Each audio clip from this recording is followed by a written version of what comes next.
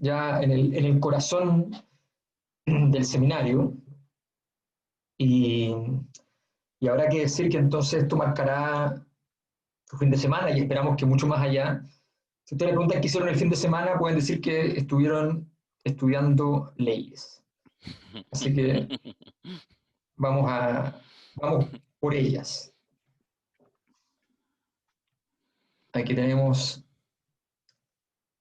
está el gato incluido aquí. Eh, ¿Por qué, pregunta, debemos obedecer unas leyes dictadas por ellos para su propio beneficio y con qué derechos se inmiscuyen cuando pretendemos proteger nuestros intereses? Nuestros intereses son cosa nostra, nuestro mundo es cosa nostra y por eso queremos ser nosotros quienes lo rijan. Así parte la idea, el concepto mismo de la cosa nostra. Si uno analiza a don Vito Corleone, de alguna manera hay una especie de principio constituyente, ya que vamos a estar ahora en el momento constituyente.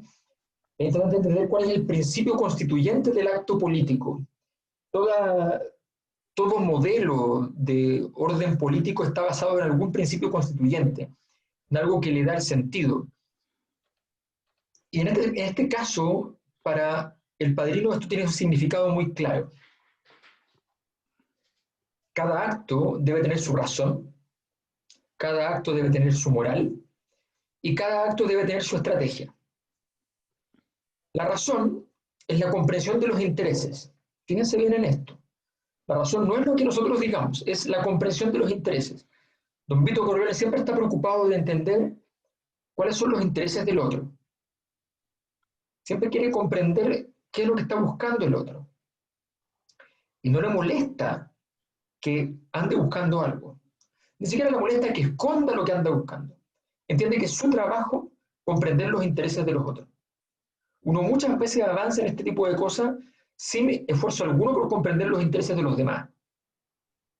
Y en ese contexto hay que estar claro.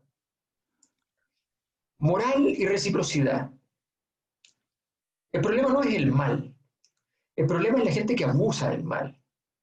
No se debe ofender, siempre se debe intentar razonar.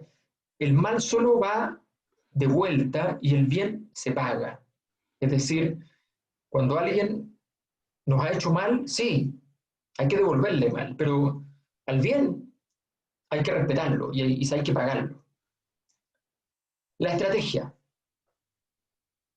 La acción política es meditada, jamás inmediata. Si yo reacciono inmediatamente porque es perentorio, es igual un acto meditado. Hay que desconfiar de la hora. ¿Significa que nunca hay que tomar medidas rápidas? No. Significa que hay que desconfiar de la hora. No es lo mismo que no ejecutar nunca algo ahora. Vamos a partir con una dimensión que son las leyes que están relacionadas a decisiones y negociaciones. Alberto, ¿Sí? está ahí con, o sea, te escuchas, pero te escuchas mejor cuando te queda Con bien el conectado el micrófono. micrófono. Sí. Pero lo iba a hacer de a poco, con elegancia. Lo que pasa es que a mí me cansa mucho el micrófono porque los audífonos son para mí una perdición. Ah, ya. Y te vas a, entonces, en este caso, te vas a... Está ahí muteado. Está ahí muteado en el micrófono. No quiero, no quiero molestarlo, profesor, pero no se escucha ni un carajo. Para ser bien sincero, ¿no? No, te sigues sin escuchar. Parece que... Ahí está. Ahí Ahí sí, está.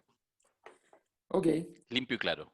Claro, muchas qué gracias. maravilla. Sí, a mí me molestan un poco los audífonos, ¿ya? Porque nunca me han gustado, nunca he escuchado música con audífonos, nunca, nada con audífonos. O sea, de hecho me molesta, me desagrada hasta hablar por teléfono por culpa de esas cosas. Entonces, así que no, es terrible, pero por eso nomás, no hay otra razón. La ley número uno, esta es de las bien importantes y a propósito la dejamos en una posición privilegiada. Todas las vicisitudes pueden ser una oportunidad y por ello cada circunstancia y lugar debe ser estudiado en detalle. Todas las vicisitudes pueden ser una oportunidad y por ello cada circunstancia y lugar debe ser estudiado en detalle. Fíjense en los casos que tenemos acá. Voy a explicar estos casos. Johnny Fontaine.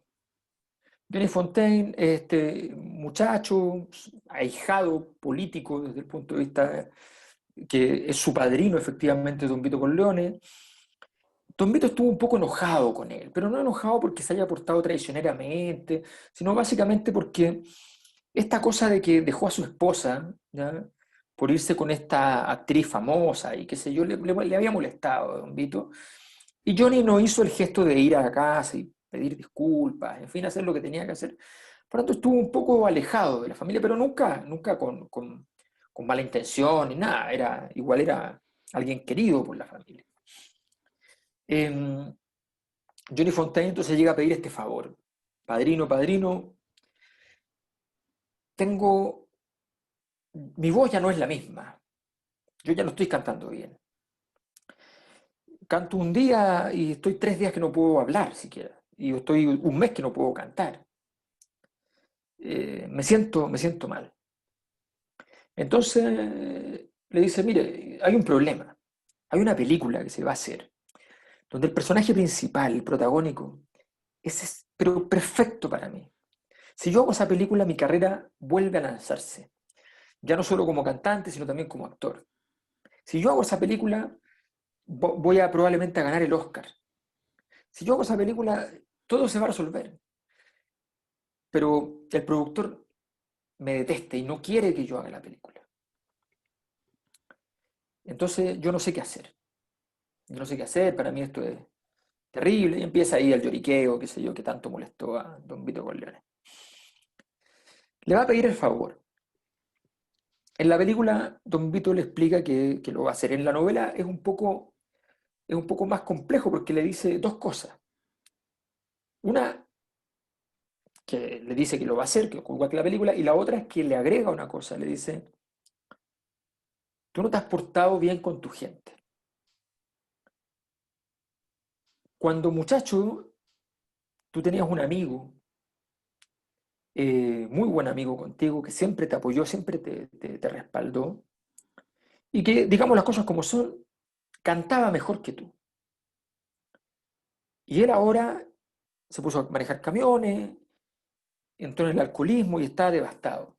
Y tú nunca has ido a ayudarlo. Y tú podrías ayudarlo. ¿Ya? Les cuento esto porque la novela tiene estos grosores que son distintos a la película, simplemente. ¿Ya?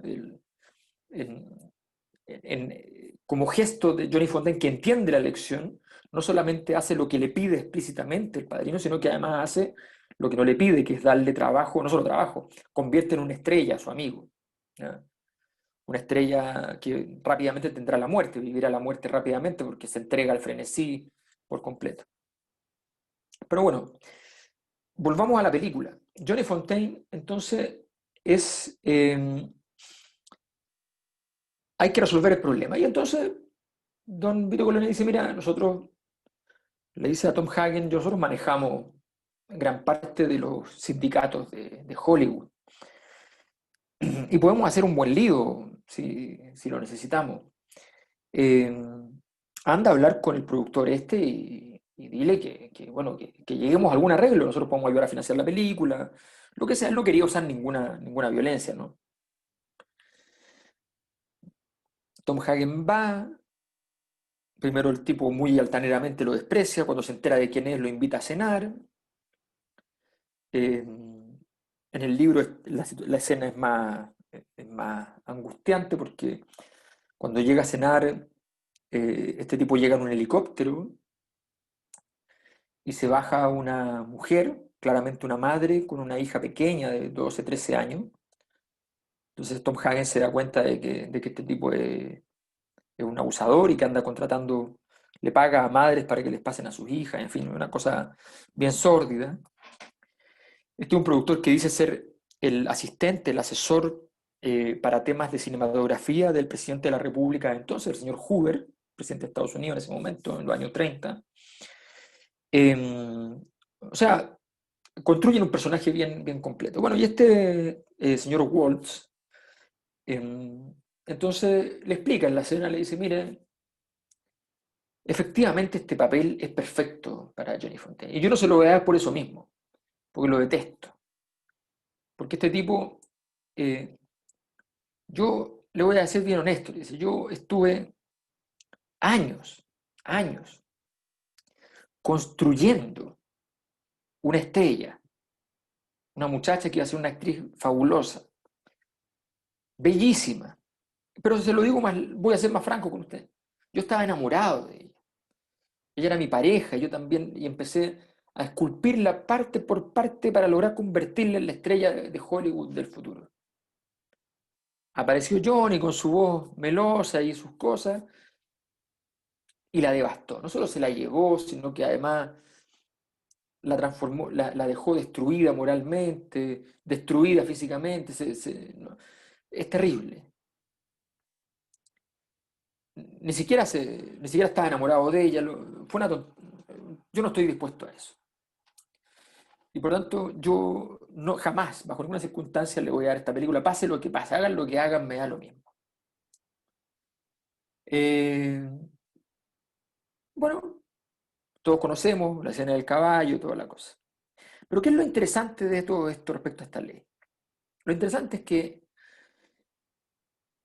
cuando Tom Hagen le relata al padrino esta escena, el padrino se da cuenta de varias cosas, de los niveles de corrupción moral que hay en Hollywood, de muchas cosas, pero de la más importante, se da cuenta que si este tipo es el líder de todos los productores de Hollywood, que es el gran genio,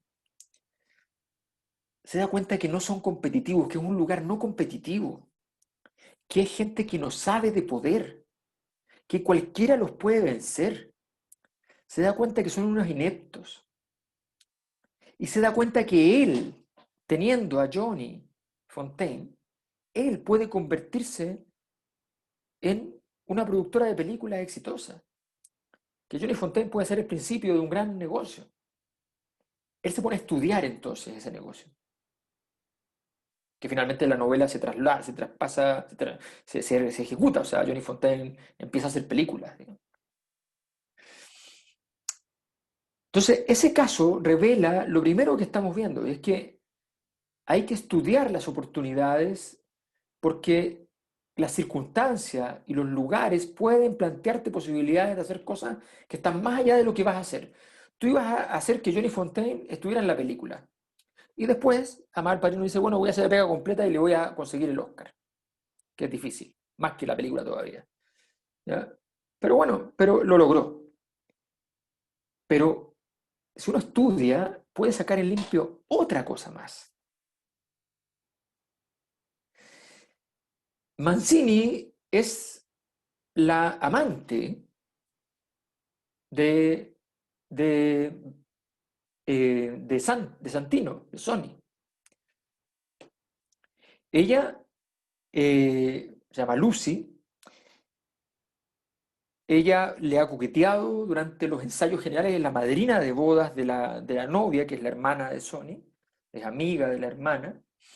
La ha coqueteado durante el ensayo general, coqueteado con las cosas que podía hacer una dama en aquella época, simplemente rozar con su mano el hombro de él al sentarse, y por tanto de una insinuación, y Sony, en medio del matrimonio, toma la decisión muy poco aceptada por su padre, que era muy moralista en estos temas, de llevársela a una habitación y tener sexo con ella, pero luego construye una relación con ella, se transforma en la amante, él arrienda todos los departamentos del edificio donde ella vivía para que no tuviera ningún riesgo, pone guardia y tiene su segundo hogar allí. Cuando Lucy queda, junto con la esposa, quedan ambas viudas de Sony, Don Vito considera que es imprudente que las dos estén en la misma ciudad, que tenía sentido cuando está vivo Sony, naturalmente, pero no tiene ningún sentido cuando él ya no está, porque no es agradable para una y para otra que se puedan encontrar. Y por tanto decide mandar a Lucy a Las Vegas. Y consigue entonces una serie de condiciones, la manda con una mensualidad bastante buena, y se va a vivir a un hotel, Lucy, en Las Vegas. Y a propósito de esa ida de Lucy a Las Vegas, es que él le pide a Tom Hagen que mientras prepara la operación, que estudie un poco el tema del juego en Las Vegas, dado que la gente habla tanto del juego en Las Vegas. Y llega entonces Tom Hagen con un informe muy detallado, lo que determina que la familia entre en el negocio del juego. Y que aprovecha además a Lucy para entrar. Y va a ser Lucy la primera, supuestamente inversionista, que va a poner varios puntos de juego en Las Vegas, de los cuales ella solo firmaba papeles y no tenía la menor idea. O sea, cada circunstancia es una oportunidad, si la estudias con detalle. Enzo, el panadero, el suegro, digámoslo así, todavía no estaban casados, de Enzo, va a pedirle en este mismo inicio de la película, en la reunión, en las reuniones que se solicitan durante el matrimonio de la hija, le va a pedir un favor a Don Vito. Le dice, Don Vito, yo necesito, por favor, una ayuda, le dice este hombre. Mi hija se ha enamorado de un muchacho italiano, qué sé yo, que está sin papeles. Y lo han descubierto, que él es un panadero, y lo van a echar. Lo van a echar de... y bueno, yo, la verdad es que usted entiende, mi hija estaba muy enamorada.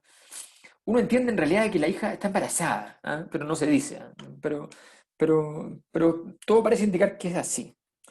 Mi hija quiere casarse con él, yo también estoy de acuerdo con que se casen y que la verdad es que pero necesitamos eh, la posibilidad de que tenga, de que tenga finalmente entonces la residencia. Le consiguen la residencia, qué sé yo. Y luego, Enzo tiene otro problema, lo estafan cuando está montando su casa, lo estafan eh, cuando él compra unos muebles. Con mucho esfuerzo, logra juntar un dinero, va a comprar unos muebles, y cuando va a retirar los muebles, la empresa había quebrado. Y Enzo va a hablar con Don Vito y le dice, le pregunta, le dice, mire, me pasó esto, ¿sí?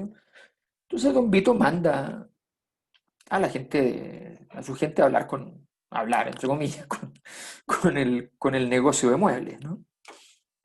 Eh, bueno, cuento corto, eh, él le pregunta a Tom Hagen, le dice, oye, ¿y esto que hicieron estos tipos? ¿Es legal? Esto de quebrar en medio de no entregar los muebles, qué sé yo. Habían conseguido ya los muebles, pero le pregunté, ¿es lo legal? Sí, le dice, es legal. O sea, se puede robar legalmente. Sí, claro, se puede robar legalmente. No lo puedo creer. Esto es una maravilla. O sea, es muy importante. Son muy importantes los abogados, le dicen. Claro que son muy importantes los abogados, porque efectivamente. Y Don Vito se da cuenta a partir de este detalle de que un ejército de abogados puede ser una cosa formidable. Finalmente, un caso que me encanta, el clan Boquicchio. El clan Boquicchio. Va a aparecer varias veces. El clan Boquicchio no aparece mencionado en la película. Aparece, ustedes recordarán, cuando Michael Corleone tiene que ir a reunirse y va a matar a Solozzo y a McCluskey en esta reunión en el restaurante italiano. Cuando van a tener la reunión, eh, le dicen ya, Michael se va a ir, sí, sí, ya puede irse, ya está aquí el negociador, dicen. Eso es lo único que dice la película. Bueno, ¿cuál es la historia que está detrás del negociador? El negociador es un personaje del siguiente tipo. Cuando dos familias se van a reunir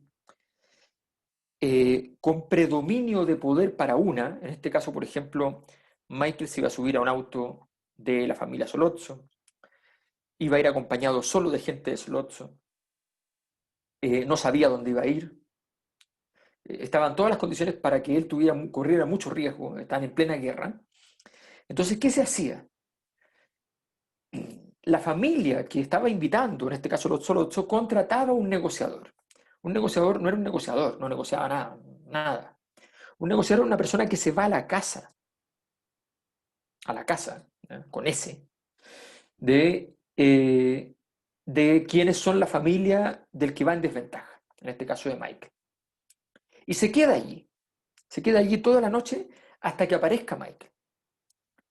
Si no aparece Michael en un tiempo que es prudente, de acuerdo a la reunión, matan al negociador. Y la familia del negociador, que ese es el trabajo de esa familia, la familia del negociador no descansará hasta matar a quienes mataron, en este caso, a Michael. O sea, el culpable de esto, su pega, es matar al culpable del asesinato al invitado. Ese es un negociador. Y los Boquiquio eran la familia ideal para esto. ¿Por qué?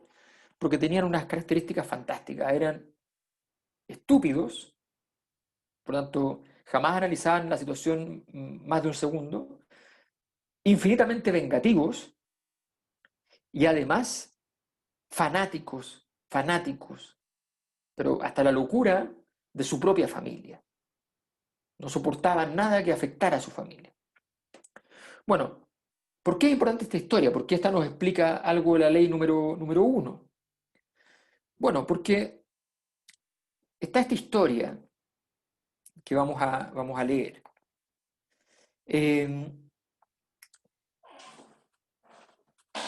Estamos en el contexto en que don Vito Corleone no tenía cómo arreglar el regreso de Michael a Estados Unidos. Michael estaba siendo buscado por el asesinato de Solozzo y McCluskey, era el principal acusado, el principal imputado, y la familia intentaba buscar la manera de conseguir que pudiera regresar. Incluso se le pidió, dice el texto, la novela, que la opinión a Carlo Rizzi. Carlo Rizzi es el hermano, o sea, el esposo de la hermana de Michael y de Sonny, ostensiblemente el que traicionó a la familia, entregando la vida finalmente de Sonny, que era amigo de él además.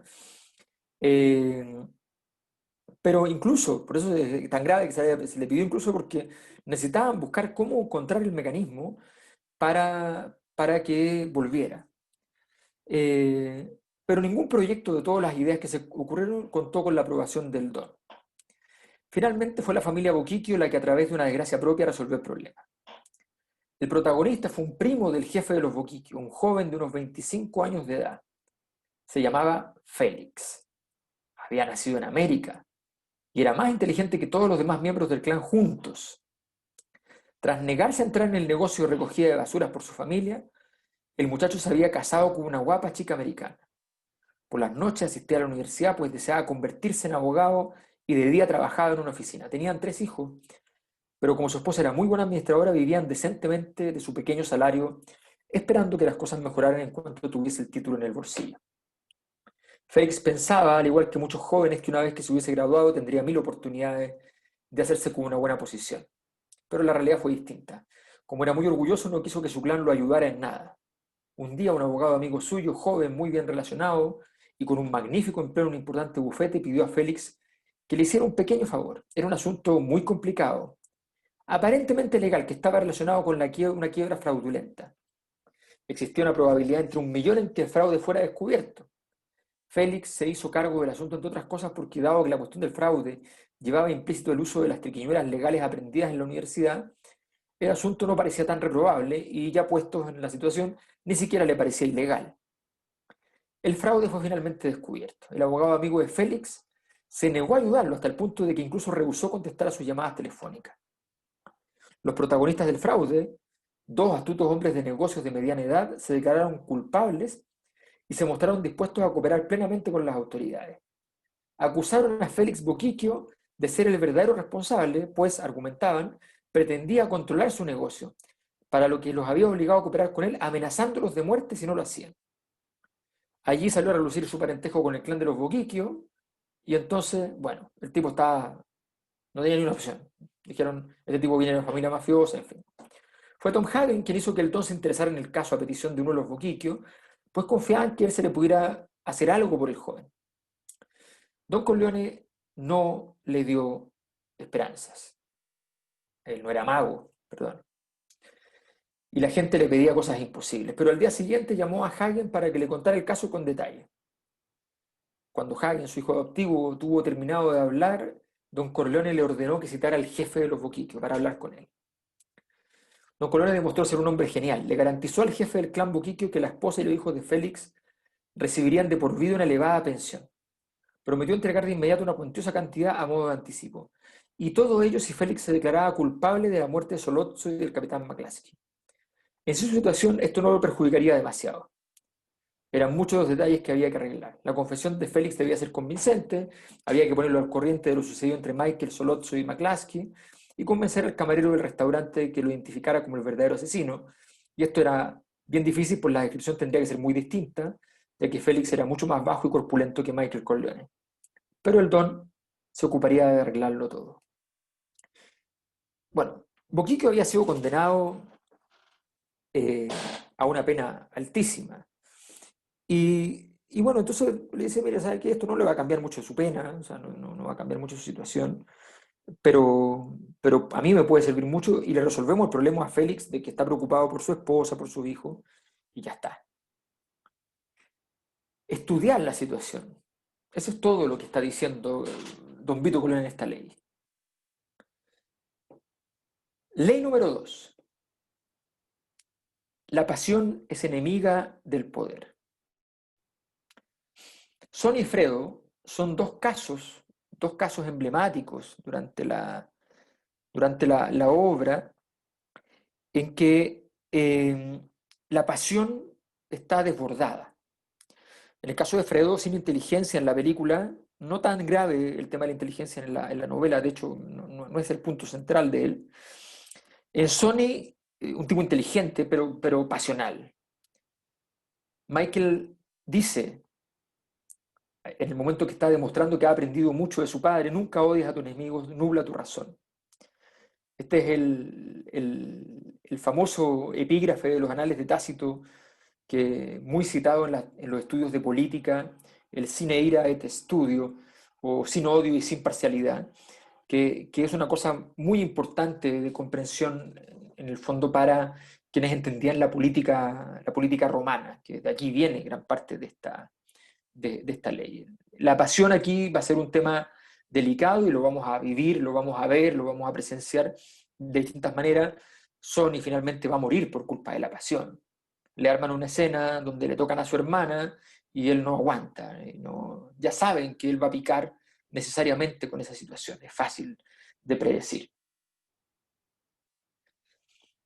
Ley número 3. Todas las misiones que han merecido tal Alberto, carácter son igualmente relevantes.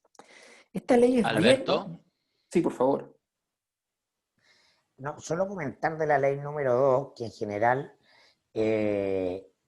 entiendo por qué, pero empobrece mucho el análisis político convencional en el que estamos inmersos nosotros, ¿no? También es producto e hijo del paradigma neoliberal, reducir todo a números, ¿no? Eh,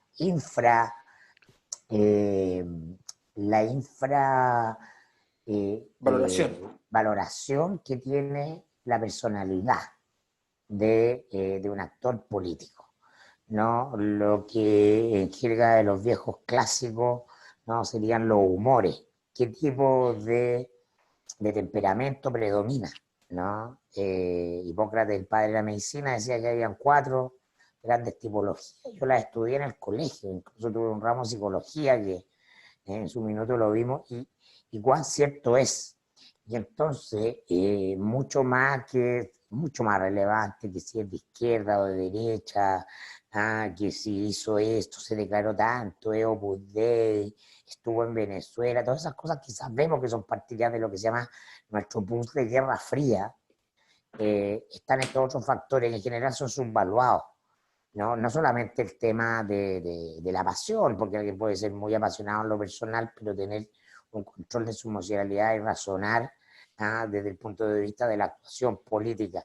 En general, esto además en la cultura chilena, que es particularmente pobre en lo político, están también subvaluados las biografías, los perfiles, los pequeños datos, las cosas que nos hablan de la cabeza de alguien, ¿no? El análisis psiquiátrico de un personaje es siempre, a mi juicio, mucho más relevante que la biografía. No, pero este tipo se reunió con Pinochet en tal oportunidad.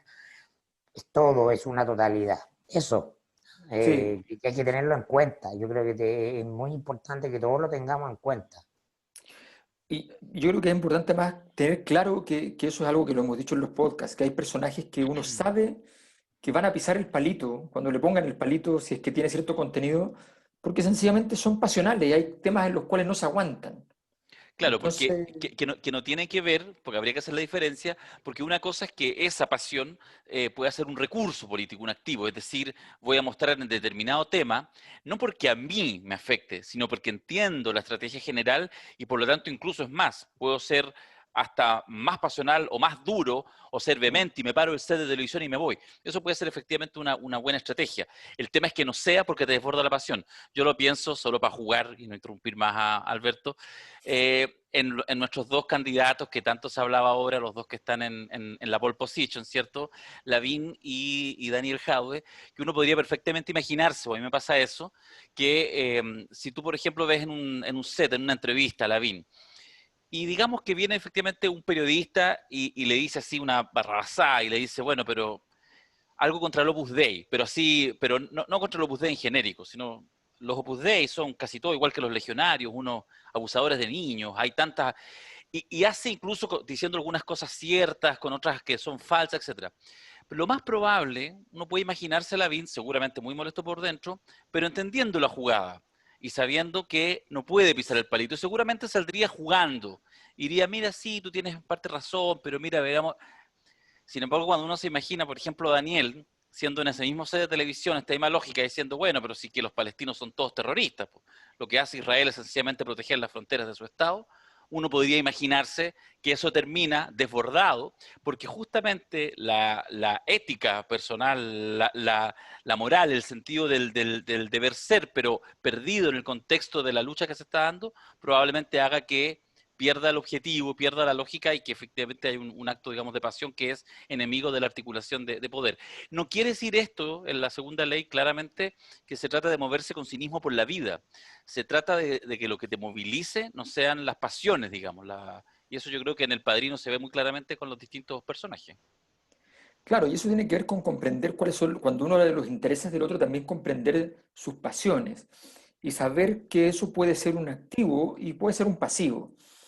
O sea, el ejemplo que pone Darío es muy bueno, pero uno lo puede extremar. O sea, uno le puede, un candidato en contra puede decir delante de Daniel Jadwe, miren, mi solución para los problemas de la escasez de agua en Chile, mi modelo es Israel. Ser más sutil. Claro, incluso más útil, sin necesidad de meterse con la causa, sino que decir, mi modelo es Israel. Y tú vas a ver desencajarse a Daniel. Y vas a ir a decir algo, va a decir, pero momento, pero no podemos poner un ejemplo aquí, o sea, hay muchos otros casos, porque ese es un país. Y basta que el otro escuche eso y le decir, bueno, pero Daniel, a ver, tú quieres ser presidente de Chile o de Palestina, a ver, explícame. Con ese solo hecho, con ese solo gesto, tú lo sacas del juego. Entonces, esas debilidades son muy importantes. Esos elementos donde el grueso del sentido común es como, bueno, pero eso no tiene... o sea, hay comentarios homofóbicos que para el grueso de la gente no son homofóbicos, por ejemplo. ¿Ya? Y a alguien le puede afectar profundamente y decir, no, pero yo no te voy a permitir que digas eso. Y para toda la gente es como, ¿pero qué? Si no le dijo nada. ¿Por qué está Mira, usando...? un gran ejemplo de Jaime Mañalich, que es muy sónico con Leones, Sí, ¿no? Porque cuando, claro, cuando va a Mesa Central, ¿no? Dice, todos los periodistas mienten, los periodistas de la tercera mienten. En vez de decir, bueno, eso es inexacto, ¿ah? Es o coincidencia, un error más de la mesa. Hace una afirmación taxativa y entonces transforma a la tercera y a todos los periodistas de la tercera en distancia de Mañalich, en enemigos de Mañalich, cuando uno debería entender que la ley 1 de la política es no tener más enemigos que amigos y no tener enemigos gratis. Alguien que se hace enemigo gratis porque su pasión lo desborda, ¿ah? Lo lleva a la totalidad. Bueno, por eso Mañalich era muy evidente cómo iba a terminar. Era muy evidente desde mucho antes de su renuncia y fue un error gigante ponerlo a él a cargo de la pandemia, si el gobierno, si Piñera consideraba que la pandemia era la oportunidad para salir por el estallido, que lo era de salir del estallido, esa oportunidad se dio, pero de minuto que está Mañalich a cargo, el asunto está liquidado, no porque tome la decisión correcta o incorrecta, te lo tiene que ver con razón, tiene que ver con que vamos a entrar a una zona de conflicto y tú necesitas desactivarlo, dado ese contexto. En una campaña tú necesitas generar un conflicto. en un escenario de pandemia tú necesitas desactivar conflictividad. Y entró París y se desactivó la conflictividad. Hay polémica, hay diferencias, pero no tiene la centralidad que tenía Madrid. Yo creo que es muy bueno el caso porque es muy reciente además. Sí. No, y además que el parecido con Sony es sorprendente. Es sorprendente. O sea, de verdad, es muy parecido porque a Sony le pasa algo parecido. Cuando le toca gobernar, formalmente lo hace bien. O sea, todos quedan admirados de la capacidad. Alcanza a ser conocido dentro del mundo del AMPA como el Napoleón de Nueva York. O sea, le va bien, pero tiene vida corta. ¿Ya? Tiene vida corta porque todo lo que hace está lleno de acciones, lleno de reyertas, y va ganando una tras otra hasta que de repente pierde alguna. Sí, sí, el arte es hacer con poco, no hacer con mucho. Entonces, Sigue, sigamos. profesor, nomás, por favor. Ley número 3. Todas las misiones que han merecido tal carácter son igualmente relevantes. Todas las misiones que han merecido tal carácter son igualmente relevantes. Puedo aportar que de las 350 personas que hay conectadas en este instante, incluyéndonos a nosotros, no cumplimos esta. Uno va y dice, a ver, agenda del mes, tales cosas voy a hacer. Agenda de la semana, agenda del día, tales cosas voy a hacer. Esas son mis misiones. Agenda política, agenda de poder. Voy a concentrarme en estos 3 objetivos. Bueno, yo les puedo apostar que cuando empieza el fragor de la batalla, ustedes dicen, ya, pero a ver, pero ordenemos. Hay cosas que son más importantes que otras. Y uno cree que es súper racional por decir, esto es más importante, después viene lo segundo, después viene lo tercero, después viene lo cuarto. ¿Qué es lo que dice el padrino? Todas las misiones que merecen ese carácter, o sea, que tú has dicho son una misión para mí, son igualmente relevantes. ¿Esto surge en qué momento? Acaba, entendámonos, se acaba de casar Connie, acaba de morir Genco, su consigliere. Llevan 10 años de paz, 10 años de paz absoluta en Nueva York. No ha habido un muerto de las familias, de las 5 familias importantes. No ha habido un solo muerto. Entre sí. No hay conflicto. Están en acuerdo. Se reúnen. ¿Ya? Tienen un oligopolio en la práctica. Y tienen un poder político infinito. Está todo bien. Entonces asume Tom Hagen, muere Genco, y le piden una reunión a don Vito Corleone, y él obviamente le pide a Tom que antes de la reunión tienen que saber de qué se trata la reunión. No tiene ningún sentido llegar a la reunión para enterarse en la reunión de lo que le van a pedir. Tom Hagen averigua y le hace un completo informe, mientras don Vito Corleone le demuestra en la reunión que él ha hecho su propia investigación por otro lado y de hecho sabe más que ellos. O sabe que le están escondiendo algunos datos porque entiende él y entienden ellos que es un negocio el que le viene a ofrecer Sollozzo que a él no le gusta y que al resto de la familia, a Tom, a Sony, sí les gusta. Ese negocio es la droga, ¿no? Sollozzo trae el tráfico de drogas a la mafia. Bueno, entonces viene la reunión, digámoslo así, el jueves. Estamos a lunes. Entonces, y tenían contemplado que el martes viajaba Tom Hagen a arreglar el tema de Johnny Fontaine por el tema de la película con el productor. Tiene que ir a Hollywood, Tom Hagen, personalmente, y hablar con el productor. Tiene que ir lejos, estamos hablando de que tiene que ir a California, está en Nueva York, en fin, tiene que tomar un avión. Era un tremendo problema, entonces Tom Hagen le dice, suspendo el viaje, ¿no? O sea, no, le dice, no, anda a lo de Johnny, y a la vuelta nos preparamos para la reunión del día jueves, no pasa nada. Le dice, no, pero pues, es que es muy importante la reunión con Sollozzo. No, le dice, Las dos cosas son igualmente importantes. Entonces, conseguirle la película al ahijado, el capricho, pero también la carrera, sí, pero el capricho también del ahijado, que además, merecidamente, en algún momento analiza el padrino y dice, bueno, igual se lo merece que no le pasen la película, porque ¿para qué ¿a quién se le ocurre meterse con la amada del productor? O sea, si quiere la película, y necesita esos productores que son tan importantes supuestamente, ¿por qué hace eso? Pero bueno, ya está, ya estamos en esto. Habrá que cortarle la cabeza al caballo, digamos. Todas las misiones son igualmente relevantes porque tú lo dijiste. Porque yo lo dije. Yo me dije a mí mismo, voy a tener tal misión. Y después uno anda diciendo, no, mira, en realidad no me debí comprometer a esta cuestión. No, no, no. No. El padrino dice, todas las misiones que han merecido ese carácter son igualmente relevantes. Y por tanto, para tomar esa decisión, además hay que ponderar muy bien de si efectivamente, ¿qué vas a ir a hacer a ese lugar? ¿Qué es lo que quieres hacer? ¿Qué es lo que te importa? Alberto, Sí, muy breve, sobre dale, esta. dale. Lo que pasa es que el sábado en la presentación, en que hacemos este juego con Hoff, en fin, profundizo un poco en esta, que me parece siempre muy interesante, pero solo dejar como adelantado una cosa que supone, además, esta ley, que igual es clave, que es la legitimidad de quien efectivamente pide, exige, digamos, esa misión. Esa es la clave.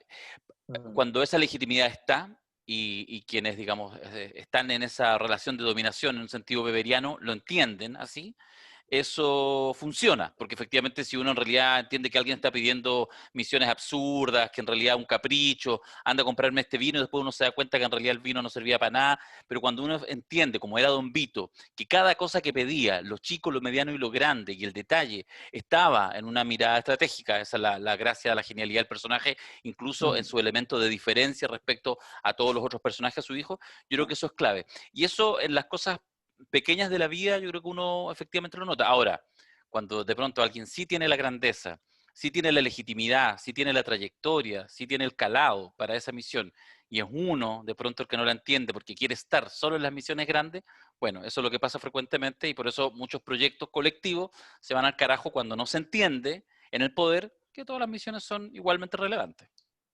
Claro, bueno, eso pasa mucho en ese tipo de situaciones, pasa mucho, uno lo puede vivir en toda clase de cosas, la típica cosa de que alguien que ya tiene más trayectoria le pide primero que alguien comience haciendo una pega muy menor y en realidad está empezando a ver qué es lo que está haciendo, si la gracia, entonces, y muchas veces la persona se siente ofendida, qué sé yo, y dice, no, pero ¿por qué a mí me hacen hacer esto?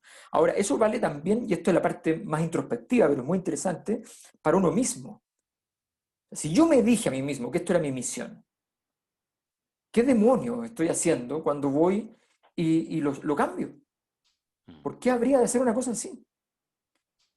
Entonces, El auto y por- boicot, digamos, el auto boicot. claro, porque, y eso es muy importante porque uno, significa que uno cuando define las misiones tiene que tener mucha claridad de lo que está buscando en cada cosa. O mucha claridad de que no está buscando nada, pero que eso que definió que es una misión la va a hacer. ¿Ya? Entonces, Sí. es clave. Obviamente hay misiones que uno se puede comprometer con otras personas porque desea no cumplirla, pero eso es parte de la misión, digamos, o Claro. sea, esa es otra cosa. ¿Ya? Pero eso, no, eso es otra cosa.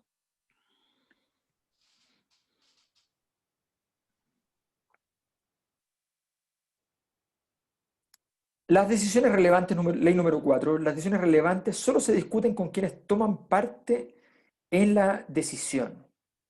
Las decisiones relevantes solo se discuten con quienes toman parte en la decisión.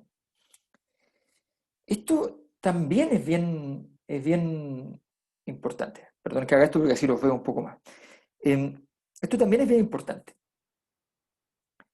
Uno, pero cuántas veces le hemos pedido consejo a alguien que no tiene nada que ver con la situación? Y justamente pensamos que porque no tiene nada que ver con la situación, entonces nos va a dar una visión más objetiva. ¿Ya?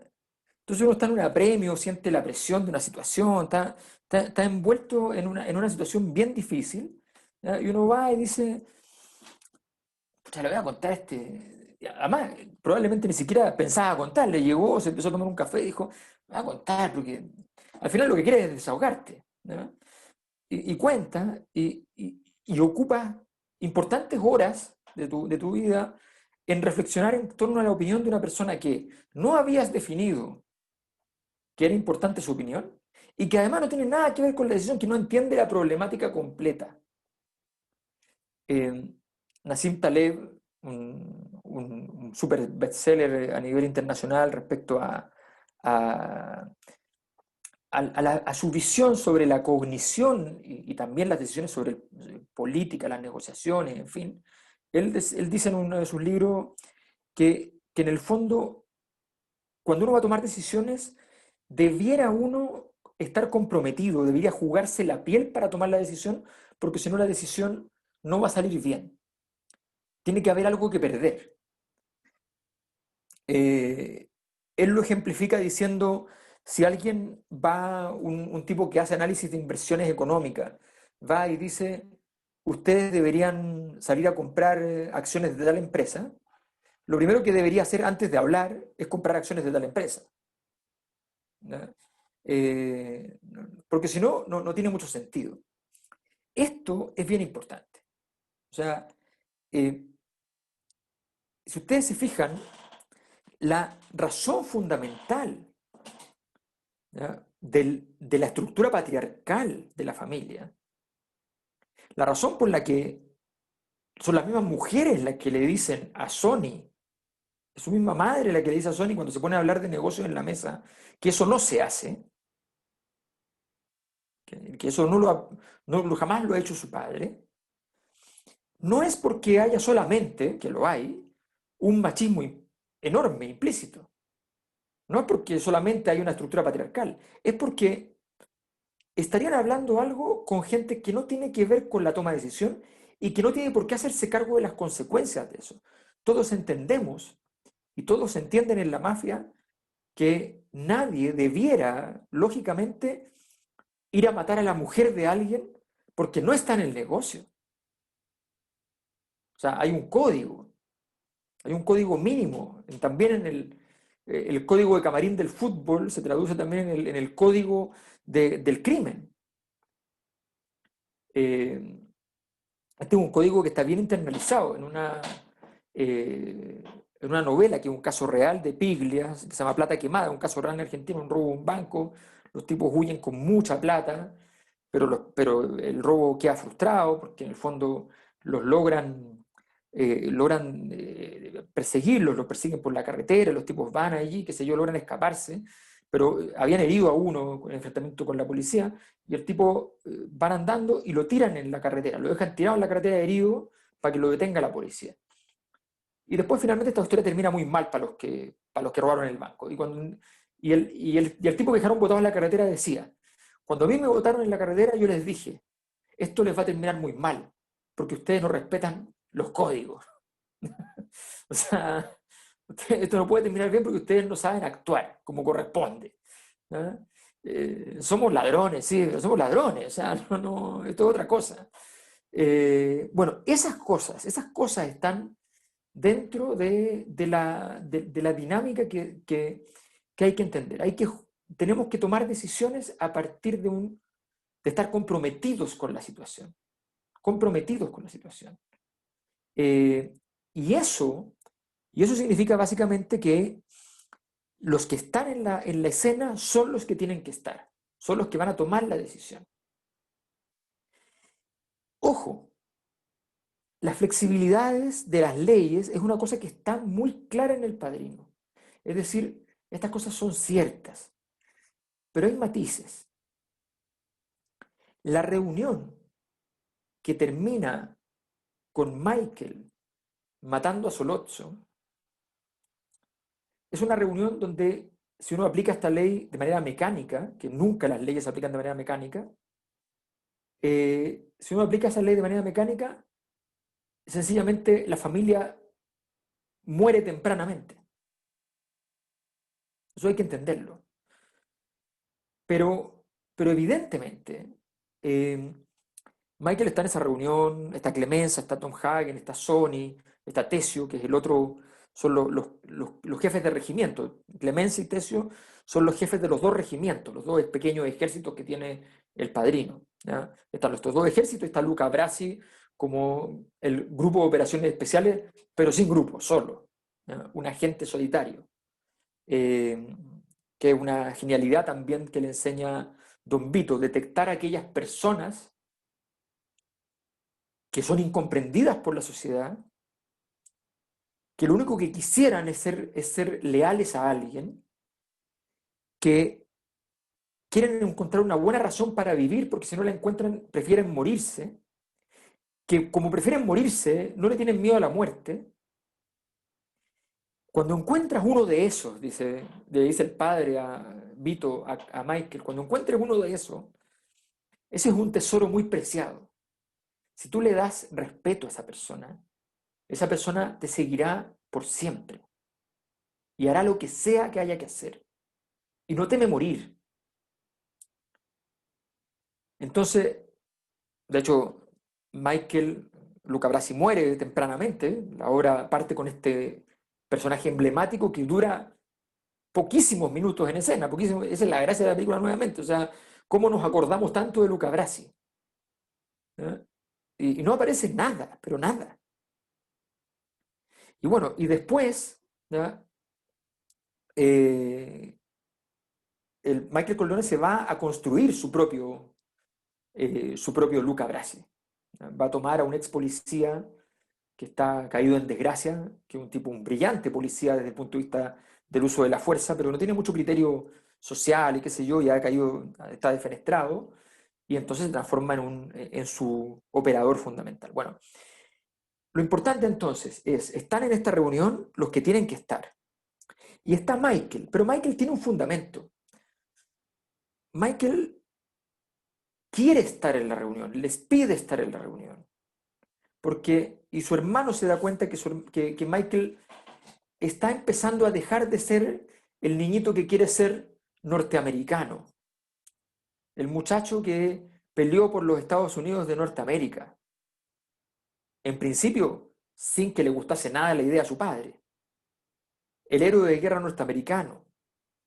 Entiende que el muchacho está ahí y lo desafía un poco, lo molesta un poco, pero está disponible, Sony, que no es nada de tonto, se da cuenta de la conversión que está haciendo su hermano y lo suma. Y lo suma, por tanto, entonces él pertenece. Pero si no, uno se pone a discutir con gente que no tiene la información, que no conoce la situación. Claro, uno cuando está metido tiene desprolijidades, pero las desprolijidades del que no tiene ni idea de dónde está, de lo que se está hablando, son mucho mayores. Y uno dice, no, pero tú con la distancia, la gracia es la persona que, estando comprometido en la situación, puede tomar distancia. Ese es el ejercicio. Claro, porque si no, finalmente lo que uno hace es sencillamente compartir algo con alguien que lo que va a hacer es bajarle alguna intensidad, a todo nivel, no solo, pero el ejemplo que tú das ahí es clásico. O sea, tú Sí, tienes pues. clara, viste, tienes los elementos de juicio y te cruzaste por casualidad en 3 conversaciones, la del café, la del no sé qué, con quienes no tenía, que lo único que te van a aportar es perspectivas muy subjetivas porque no ven el corazón, no entienden todo el nudo, y lo que vas a hacer seguramente en cada pasada vas a perder intensidad. Entonces esa jugada que armaste, que era genial, se va cayendo. Eso en política pasa mucho, uno lo ve cotidianamente. Yo me acuerdo de una persona muy importante en su momento, ahora también es importante, pero tuvo épocas que no fue importante. Muy importante en su momento, y otra persona que yo conozco me llama un día y me dice, oye, estoy aquí viendo una investigación que le hicieron a tal persona que es muy importante, y yo la verdad es que me parece que la investigación no es muy buena, y esta persona considera que esta investigación es clave para todo su futuro, entonces me gustaría que la pudieras ver. ¿Puedes venir? Sí, claro, voy. Yo no sabía que esa persona estaba ahí, esta persona estaba ahí, me muestran la investigación era una porquería, literalmente. ¿Ya? Y entonces le digo, sí, bueno, esta persona se va finalmente. Entonces le pregunto a quien me invitó, le digo, bueno, ¿qué pasa? Porque no, me dice que yo creo que está haciendo una peregrinación y me da la impresión de que ha preguntado estas cosas a 6, 7 personas, o sea, está perdidísimo. Esto se le va a ir de las manos, sin ninguna duda. Efectivamente, en ese momento tenía muchas posibilidades de que le fuera muy bien, le terminó yendo muy mal porque estaba escuchando todo lo que se le cruzaba. O sea, no tiene mucho sentido. Si uno cree que esa cosa de recopilar información es como un gran activo, no lo es. Me acuerdo perfecto La primera vez que hicimos el seminario presencial, en esos oscuros y antiguos tiempos de que las cosas eran presenciales y la gente se conocía directamente, Sí, eh, qué cuando horror, qué horror. las imágenes de televisión eran en blanco y negro, como los documentales de Pinochet, porque los documentales de Pinochet partían siempre en blanco y negro, en la UP, y a color la dictadura. Entonces, si hay que elegir entre la eficacia y la eficiencia de una decisión, elige la eficacia. Esto generó un gran escándalo. Ahora ya es más normal, porque como culturalmente las críticas al modelo de sociedad han ido creciendo mucho, pero esto era como una cuestión que incluso mucha gente que era muy crítica al modelo de sociedad no se daba cuenta que tenía que ver con el modelo culturalmente. Y decían, pero ¿cómo vamos a defenestrar la eficiencia? Si hay que elegir entre la eficacia y la eficiencia de una decisión, elige la eficacia. Eso es lo que nos dice el Padrino. Si hay que elegir entre la eficacia y la eficiencia de una decisión, elige la eficacia. Vamos a explicar por qué. Se está describiendo en la novela aquí el principio de la construcción de este personaje, está logrando empezar a tener poder. Y durante ese tiempo cimentó lo que podríamos denominar su exagerado concepto de la amistad, Don Vito. Cuando dado que era inevitable que alguno de los camiones fuera detenido por la policía, Genco Pandando contrató los servicios de un abogado muy bien relacionado en el departamento de policía y los juzgados. Vito Colonizio confeccionó una lista que crecía sin cesar de funcionarios estatales que mensualmente recibían una gratificación de parte de la organización. Un día que el abogado trató de reducir la lista, alegando que las sumas a pagar eran enormes, Vito le dijo, no, cuanto más larga sea la lista, mejor. Aunque tengamos que pagar a hombres que de momento no nos sirven de nada, creo en la amistad y quiero primero hacer gala de ella. Con el tiempo el imperio de Corleone fue creciendo, la lista se hizo más larga y el número de hombres que trabajaban directamente para Tesio y Clemenza aumentó de forma considerable. ¿Qué quiere decir esto? Perdona, Alberto, en buen castellano es abaratar costos, no es siempre la mejor medida, es decir, casi nunca. Exacto. Es decir, construye poder. Si tienes una duda de qué es lo que construye poder, simplemente fíjate en la eficacia. ¿Qué es lo eficaz? ¿Qué es lo eficaz? Vean en cualquier cosa, si esto en cualquier cosa, vean el documental sobre Michael Jordan. Pero no se fijen en Michael Jordan. Fíjense en el ejecutivo de los Chicago Bulls que logra tener un poder inmenso, que logra tener este tremendo éxito y que lo destruye en 5 minutos, porque sencillamente empieza a entrar como, bueno, pero esto tenemos que ser eficientes. A Scottie Pippen literalmente lo estafa. Scottie Pippen, que venía de una situación difícil personalmente, que necesitaba mucho el dinero, firma un contrato muy malo al principio y lo amarra por muchísimos años. Y el tipo era el 30º en mejor salario y era el segundo jugador mejor de la liga. Entonces, ¿para qué? ¿Para qué? La gracia entonces está en comprender que el punto es lo que logras.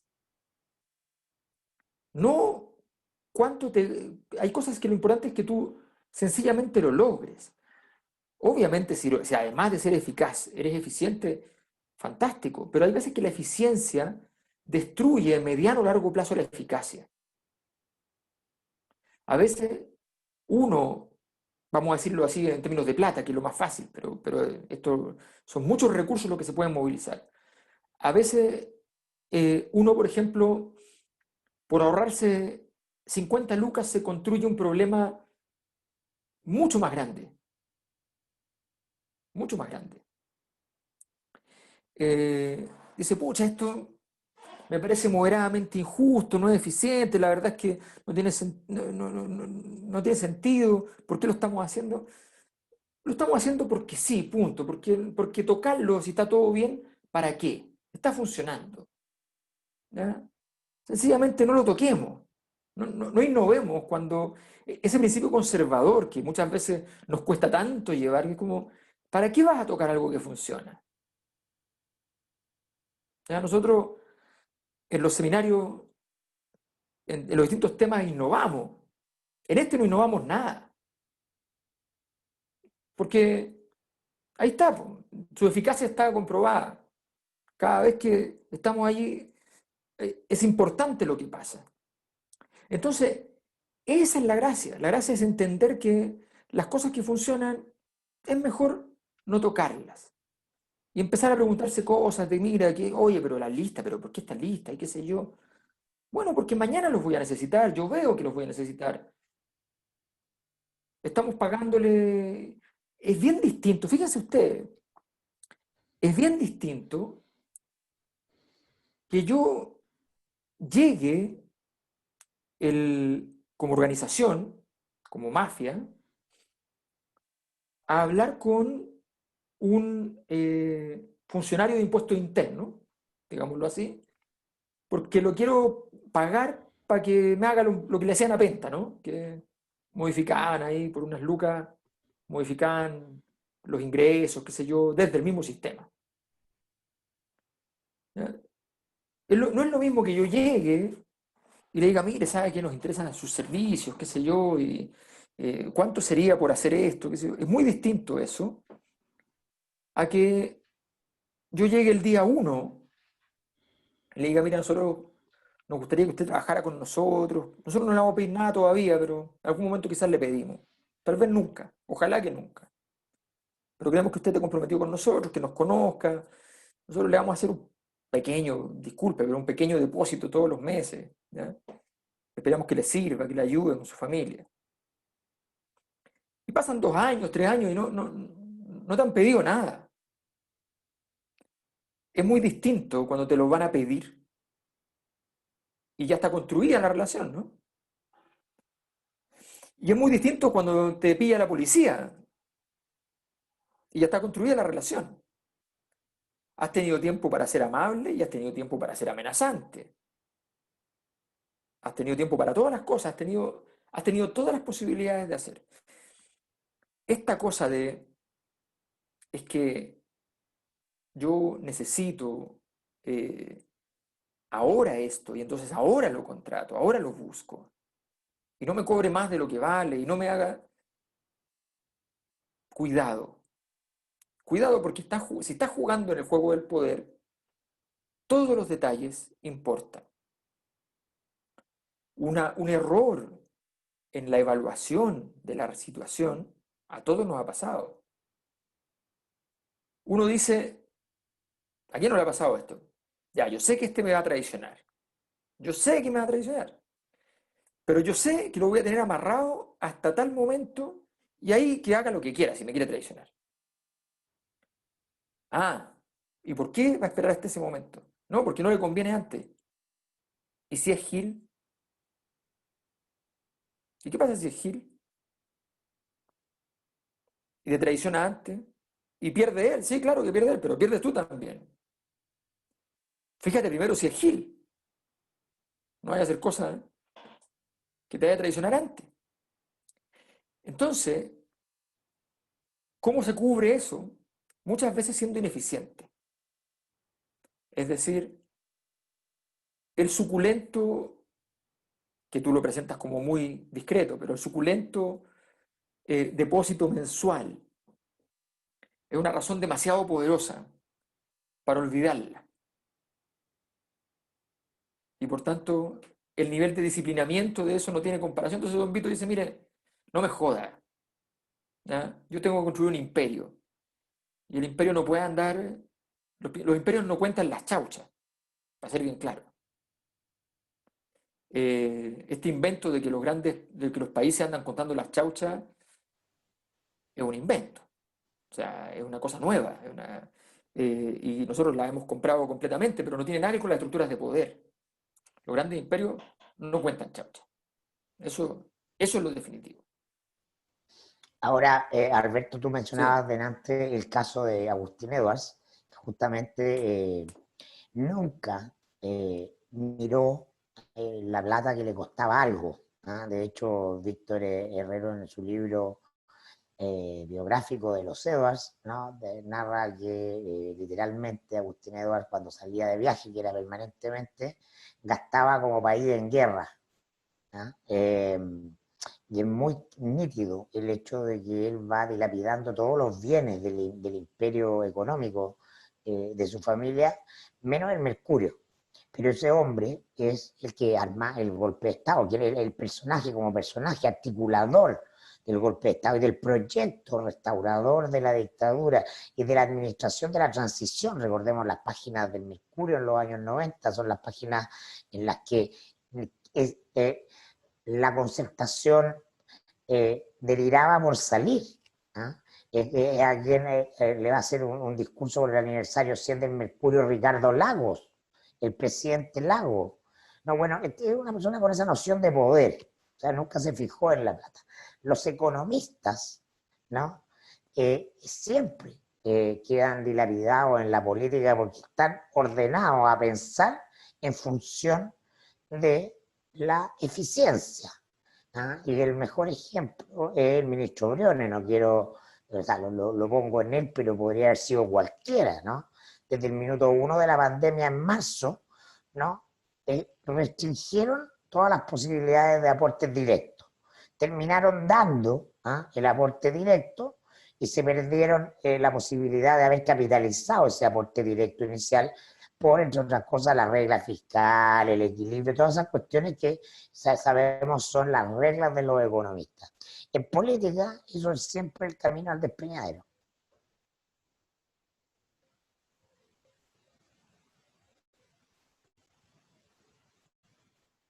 Está ahí silenciado, Alberto.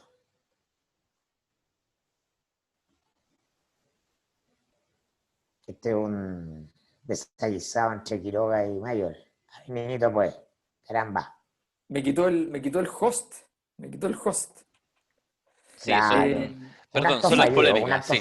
como diría Sí. Carlos Peña, diría que, un acto fallido. sí, es que estaba siendo bien eficiente, entonces tenía poco, no Tengo cumplí muchos una de las leyes hosts del dados. padrino. Ajá. Eficaz, entonces a todos micrófono abierto.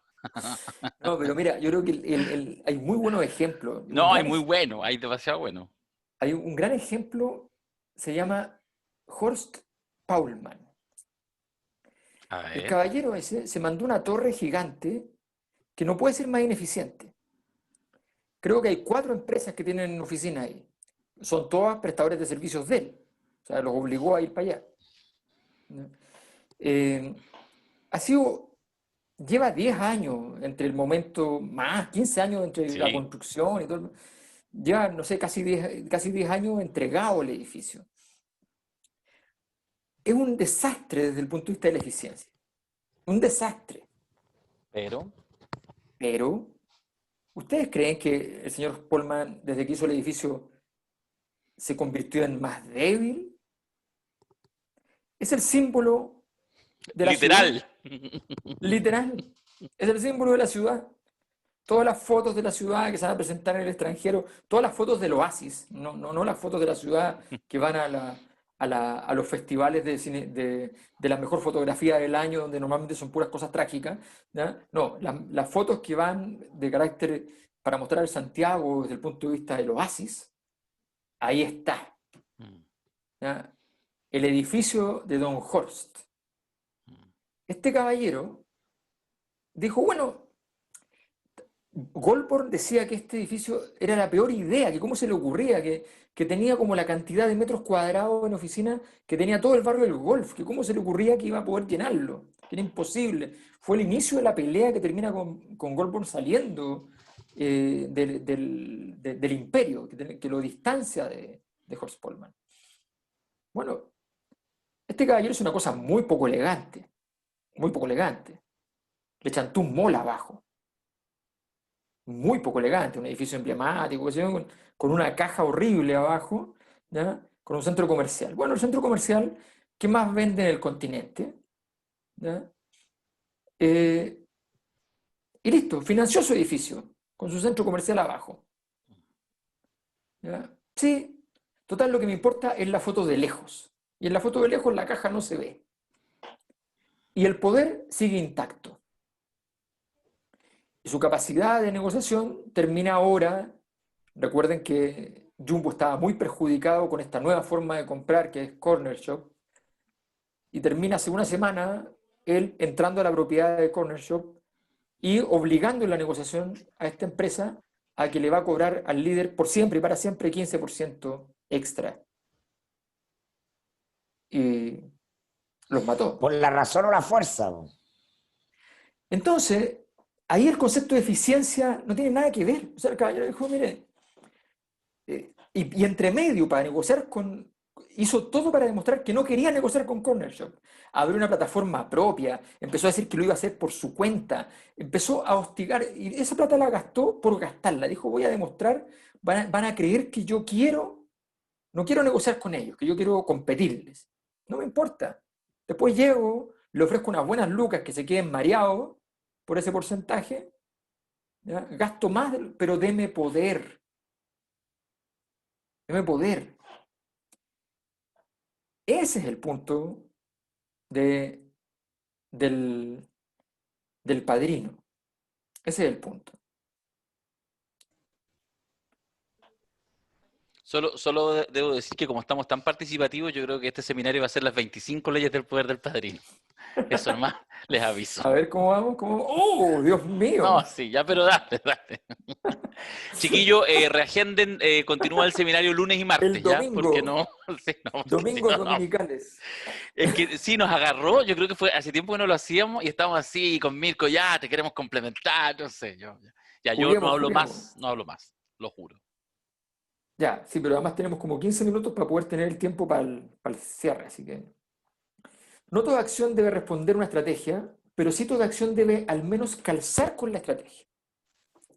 O sea, esto es bien importante, claro. ¿Todas las acciones deben responder a la estrategia general? No, pues esta cuestión, hay seres humanos de por medio. Pero ojo, todas las acciones deben al menos calzar con la estrategia. Calzar. O sea, que no sean disruptivas, que no le hagan daño a la estrategia general. O sea, claro, a ver, José Piñera saliendo a defender las AFP. Es disruptivo, no calza con la estrategia. ¿Por qué diablos vas a mandar al principio de la crisis al Dios, al Creador? Humanizar al Creador, este que te había mantenido en el retiro, ¿ya? Que decía que todo el tiempo estaba de viaje, no era verdad, él no estaba de viaje, está en su casa encerrado siempre, pero siempre dice que está de viaje porque está presentando el sistema de pensiones en todo el mundo, que prácticamente no vive en Chile, pero en la entrevista, vean la entrevista, que él se enreda entero para decir que está o no está en Chile, ¿ya? Una cosa muy de artista, así como Miriam Hernández, que no contesta el teléfono porque dice que no está en Chile, qué sé yo, todas esas cosas. Bueno, este Dios, de repente ve como las cosas empiezan a criticar, hay unas marchas y qué sé yo, y sale a defender el sistema, y los de la estrategia general de todo el sistema era como, ¿qué está haciendo? ¿Qué está haciendo? Porque eso no calzaba con la estrategia. Está bien que la acción no responde a la estrategia, pero que al menos calce. Entonces se transformó en un tremendo problema. El Padrino, en cambio, cuando parte la historia, él está viviendo en el Bronx. Y luego quiere comprar una propiedad mucho más segura en Long Island y salir del Bronx. Pero demora la compra porque quería que la compra encajara con otros planes que estaba madurando. O sea, quiere hacer una curatoría, no quiere tomar una decisión, no, es que me compro la casa. Es como comprarse la casa y la pega está 6 kilómetros para un lado y el colegio de los niños está a 4 para el otro. No, quiere que las cosas encajen más o menos, ¿ya? Tiene que haber ese esfuerzo. A eso se refiere. Ley número 7. Si un estúpido controla un imperio, tú puedes tomar ese imperio. Sin embargo, es posible que tú seas más estúpido y no lo sepas. Siempre hay que tener esa cautela. O sea, uno dice, este tipo es un estúpido y tiene un imperio. O sea, ¿yo puedo tomar este imperio? Sí, claro. Pero ojo, no vaya a hacer cosas que seas más estúpido. En estas cosas la política es cruel. Hay gente que parece en política muy estúpida y a veces no lo es. Ley número 8. Esta nos gusta mucho siempre. La hemos usado mucho para ciertos personajes. Un gran táctico puede ser un pésimo estratega. Eh, Aquí hay una cita textual del libro. El incidente, el atentado a su padre, hizo que Santino Corleone tuviese su oportunidad.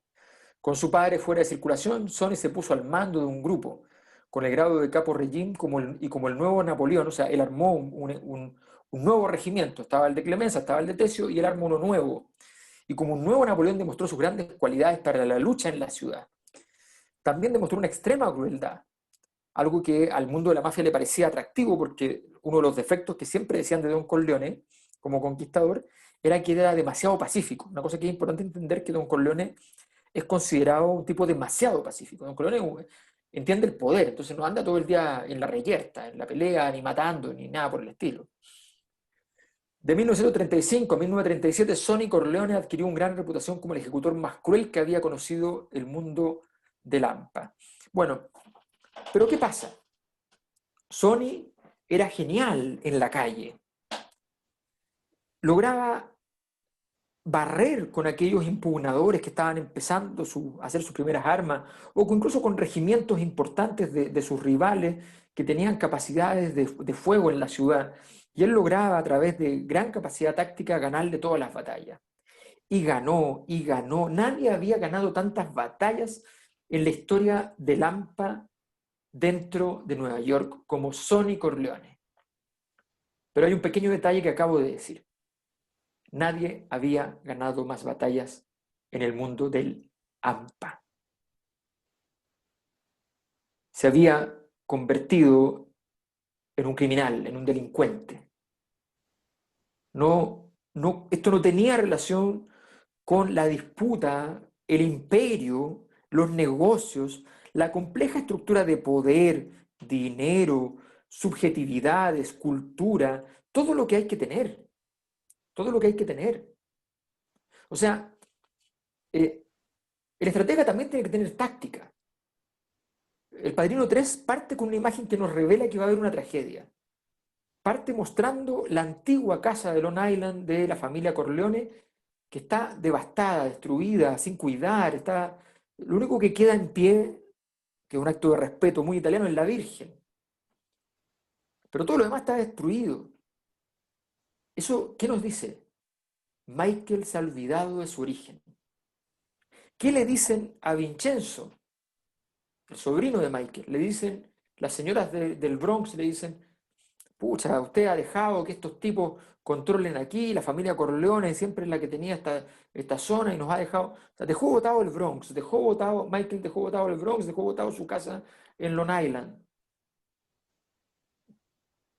No está armonizado la estrategia con la táctica. Ese es el punto. Y hay grandes tácticos que no ven el bosque entero porque no entienden la estrategia. Y siempre hemos hablado aquí de que tenemos un ejemplo que parece que lo fuéramos a sacar siempre, pero que no cabe ninguna posibilidad de no hacerlo, porque esto incluso en el mejor momento de Sebastián Piñera, me refiero, incluso en su mejor momento, siempre, sin ninguna duda, es un pésimo estratega. Siempre. Ley número 9. En una negociación nadie debe salir humillado. En una negociación, entiéndase, nadie debe salir humillado. En la negociación hay ganadores y perdedores. Los perdedores no deben ser humillados. A veces hay que dejar de ganar tanto. Si tienes todas las condiciones a favor, no ganes tanto. Si eres realmente el dueño de todo, igual, no seas el dueño de todo. Porque si por algo estás necesitando al otro y estás negociando, ¿para qué lo vas a humillar? Esto pasa un montón, un montón, un montón, un montón. O sea, negociamos. Quiero que firmes tal cosa.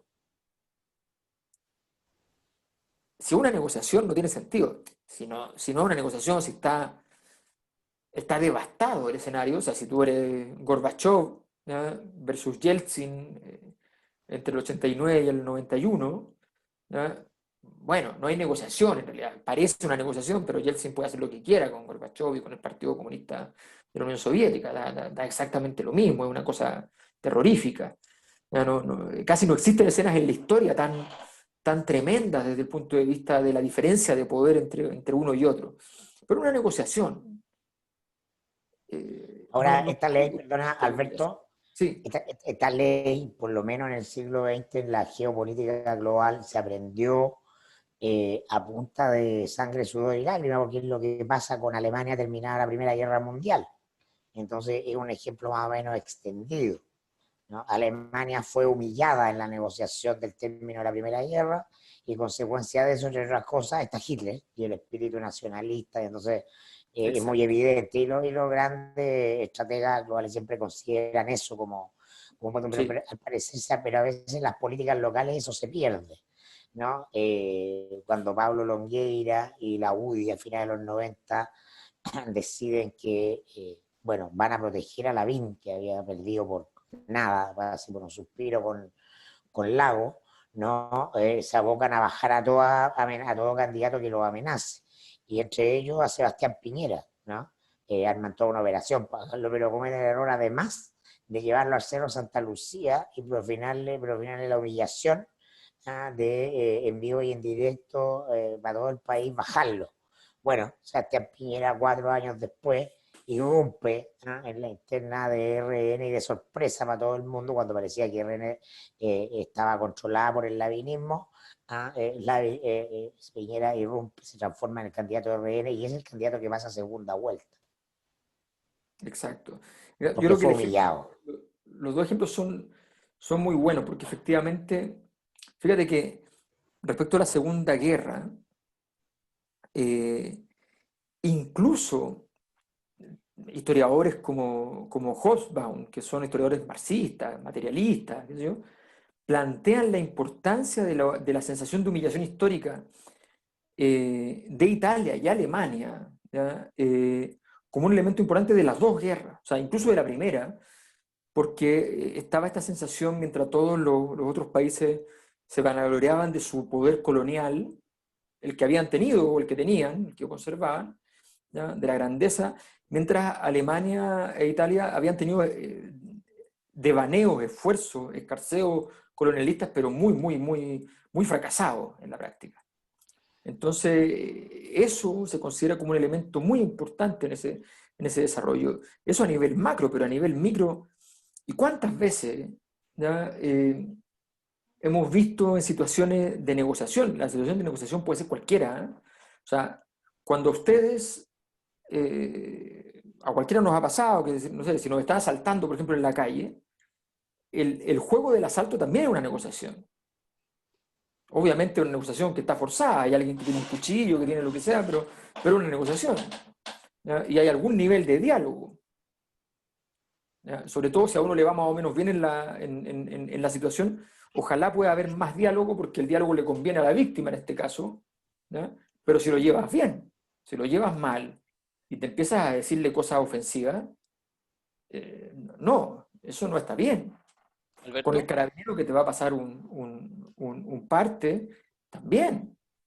La conversación te puede favorecer, pero mientras no empieces a ofenderlo. Y uno tiene que saber no ofenderlo. O sea, si uno, hay que tener cuidado en todos esos aspectos. Entonces, la humillación, y esto cuesta mucho, porque cuando uno dice, oye, pero está el chancho tirado en la negociación, te puedes llevar todo, no te preocupes. Y si me llevo todo, ¿qué? ¿Qué viene después?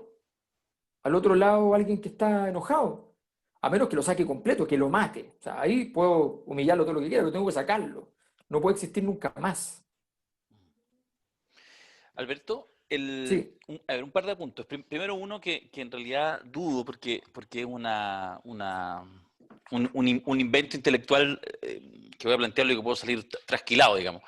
Una cosa es, por ejemplo, es que a mí siempre me ha pasado, pero por eso lo digo, es sencillamente una provocación así muy, muy intuitiva, que a propósito de la teoría de Thomas Hobbes, ¿cierto?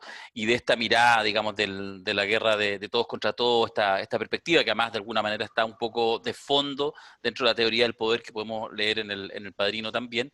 Hay una cosa que siempre se plantea ahí que es que la gloria es escasa, o sea que finalmente, digamos, toda esta situación, ¿cierto?, de guerra de todos contra todos, esta situación del hombre como el lobo del hombre, que se plantea desde la perspectiva de la escasez, que pueden ser de los alimentos, las tierras, etcétera, de todo, pero que finalmente incluso, pudiendo no haber escasez, hay algo que es escaso, que es la gloria, ¿ya?, ¿cierto?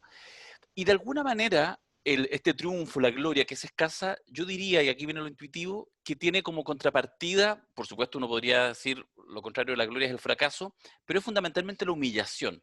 Lo que quiero hacer con esta analogía absolutamente juguetona es decir que el concepto, la idea de humillación en política y en las relaciones humanas que son políticas, efectivamente, tal como dice la ley número 9, es una energía inmanejable. Y yo creo que eso de verdad hay que entenderlo. Y ahora entro un poco como a la casuística, porque tal como Mirko ponía como el ejemplo grande que podría ser la perspectiva histórica del siglo XX y esa mirada que efectivamente uno con matices más, matices menos ya puede encontrar respecto a lo que pasó con Alemania después de la Primera Guerra Mundial, y que obviamente entrega el germen también de lo que sucedió después en la Segunda Guerra Mundial. Pero esta aplicación grande histórica también uno lo ve en cosas muy pequeñas, porque en definitiva toda esta estructuración del poder no tiene que ver con darse gustitos. Y eso es una cosa súper clave que uno lee cuando uno va mirando las leyes del poder en el Padrino y la historia, el entramado lo que ofrece. Don Vito no le interesa darse gustitos. De hecho, no se da ningún gustito. Nuevamente la lógica del gran estratega, del que entiende que hay un objetivo superior, un objetivo al cual hay que avanzar, y para eso hay que hacer acciones pequeñas, medianas y grandes. Y el manejo de la humillación, salvo que parte del ejercicio que tú quieras imponer en ese minuto sea provocar una humillación. O sea, la humillación tiene un lugar, pero tiene lugar en la medida que es parte de una estrategia, no que es un gustito. Yo creo que eso es una primera diferenciación que es súper clave, y lo estoy pensando, insisto, en relaciones muy cotidianas, estoy pensando a la vez en situaciones laborales, cotidianas, familiares, de amistad, etcétera, de los distintos entramados del poder que uno genera en el día a día.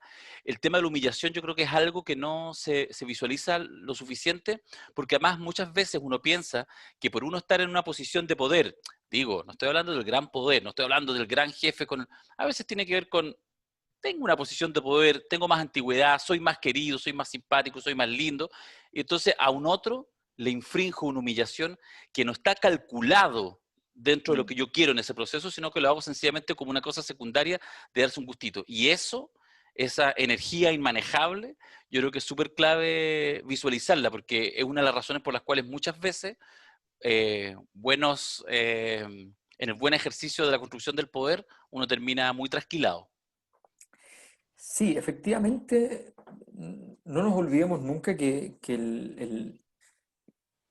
la metáfora que se usa en esta gran novela, después transformada en película también muy exitosa, American Psycho, el psicópata americano, está una de las pocas razones que uno podría encontrar de por qué hace estas cosas, sobre todo cuando mata a personas más relevantes, es básicamente porque hay gente que no se acuerda de su nombre y que lo confunden con otros, como son todos medios parecidos, juegan un poco con esa idea, son todos medios parecidos, los miembros de la élite bien pensante de Wall Street. Entonces, bueno, se parecen y entonces le dicen el nombre de otro y lo confunden. Entonces él está indignado con eso. Esos pequeños detalles, recordemos, en el cine hay otra película fantástica que es Atrapado por su pasado, ¿ya? Donde el protagonista ha salido de la cárcel, ya está liberado de todos los cargos, quiere retirarse del crimen y finalmente va a terminar siendo asesinado. Y va a terminar siendo asesinado no porque se metió en líos de nuevo, porque sí se metió en líos de nuevo, pero no por eso, sino que cuando ya había logrado superar todas las pruebas, va a terminar siendo asesinado porque hay un tipo que estaba ofendido desde hacía muchos años que él lo admiraba y que lo había ido a buscar y le había dicho, oye, yo quiero estar contigo y quiero aprender de ti, y este tipo lo había denostado. Entonces, hasta que lo encuentra arrancando la policía, logrando arrancar para irse con el dinero que había acumulado a un paraíso caribeño con su amada, ya está listo para irse, ya logró superar la barrera más difícil, lo encuentra en el metro, lo estaba esperando, ¿ya? Y le dice, ¿te acuerdas de mí? Soy Benny Blanco, del Bronx. Y lo mata. Bueno, es eso, esa energía es inmanejable la humillación. Es inmanejable y hay que tener un cuidado enorme porque muchas veces incluso se puede humillar sin querer, pero también la mayor parte de las veces es porque uno, lo que dice Darío, se da gustitos. En la política no es para darse gustitos, cuando parece que hay un gustito, hay que analizar si ese actor en realidad lo hizo con su qué, si es parte de una estrategia o si efectivamente fue solo un gustito. Si fue solo un gustito, no tiene sentido, no tiene sentido. O sea, hay momentos para cada cosa. Si tú acabas de ganar una batalla importante y aprovechas esa batalla y te das un gustito, no es un gustito porque en realidad lo que quieres es consolidar y hacer el gol. Siempre es importante en política celebrar los goles, porque si no la gente no se entera de que hubo gol, porque esto es distinto a los partidos de fútbol. Entonces hay que celebrarlo. Y por tanto a veces ese gustito es simplemente acreditar que ocurrió, que ganaste. Y eso a veces hay que ocuparlo, pero es con mucha delicadeza. Como la humillación que le hizo Piñera a Lavín en el Mont Varas, como alguien menciona acá a un costado. Exactamente, exactamente. Son los detallitos que, bueno, pero hay una cuenta pendiente ahí y nadie le va a quitar de un momento que ya ha sido 2 veces presidente, el peor, en fin, lo que quieran, pero Lavín está haciendo de todo para llegar a ser una vez. O sea, imagínense. Ley número 10, piensa como tus enemigos. Piensa como tus enemigos. Vito adelanta a Michael lo que ocurrirá. En la última conversación, una conversación histórica desde el punto de vista de la construcción de la película, contrataron a un asesor súper importante, literario, para que estructurara una escena que le diera como la cobertura de cierre a la película. Y esta es una escena de 3 minutos que se desarrolla en una conversación entre Michael y Vito, su padre, sentados en un borde de la casa, en una terracita chiquitita, en una mesa para 2 personas, están conversando y él le dice, mira, cuando yo me muera, o quizás antes, te van a pedir una reunión con Barcini. Quien te la pida será el traidor de la familia. Él entiende que eso va a ocurrir, vamos a explicar después por qué, tenía que ocurrir sí o sí. Pero significa que él piensa como sus enemigos, que siempre está pensando como sus enemigos, que tiene la empatía para entender los intereses de los demás. Y la ley siguiente, naturalmente, que nadie sepa lo que estás pensando, que el otro no pueda saber lo que estás pensando. El famoso error de Sonny Corleone en la reunión con Solozzo. Sonny Corleone despeja, fuera de toda duda, deja en claro a Solozzo que él particularmente está de acuerdo con que se haga el negocio de las drogas. Y su padre no. Y al decir eso, Solozzo se le ocurre que tiene que matar a don Vito Corleone porque entiende que Sonny tendrá la madurez de entender que no hay nada personal y que mañana tendrá que llegar a acuerdo con él, porque va a ser el jefe de la familia. Si total está de acuerdo con el negocio. Entonces, Sonny comete ese error en la reunión y describe lo que estás pensando. El segundo ejemplo es muy bueno, a mí me gusta harto, es el trato que le da Vito Corleone a Connie, a su hija, luego de la primera golpiza que le da a su marido, Carlo. Ella, indignada, va a la casa a contarle que Carlo le ha pegado. Y le cuenta toda clase de tropelías. Que Carlo se comporta así, que Carlo anda con otras mujeres, que Carlo agarró los $60.000 que recaudaron en el matrimonio y se los gastó y nadie sabe cómo. Don Vito Corleone, ¿qué le dice? Le dice a Connie, está Don Vito y está su esposa, la mamá de Connie. Y mira a su mujer, Don Vito, y le dice, ¿alguna vez te he pegado? No, le dice ella. Entonces la hija le dice, ve, si esto es terrible. Y entonces la madre, mirando a su marido, se da cuenta de lo que quiere y le dice, nunca te he dado una razón para ello. Exacto, le dice don Vito, nunca me has dado una razón para golpearte.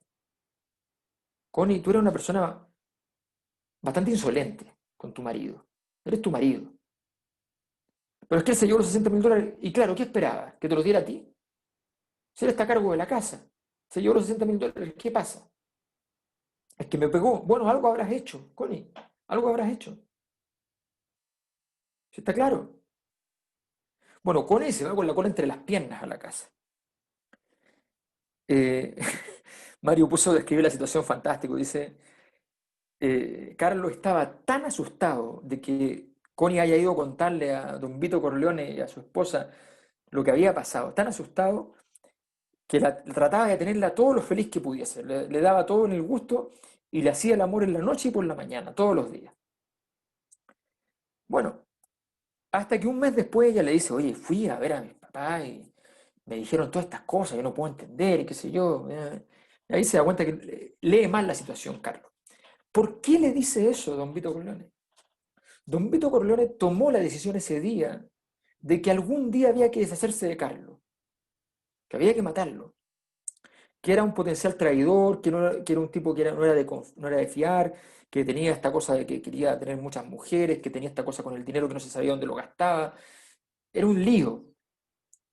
Y por lo tanto había que eliminarlo del mapa de alguna manera, ya sea matándolo o quizás simplemente ya deshaciéndose de él en términos de la familia, pero como sea, tenerlo lo más controlado posible, en fin.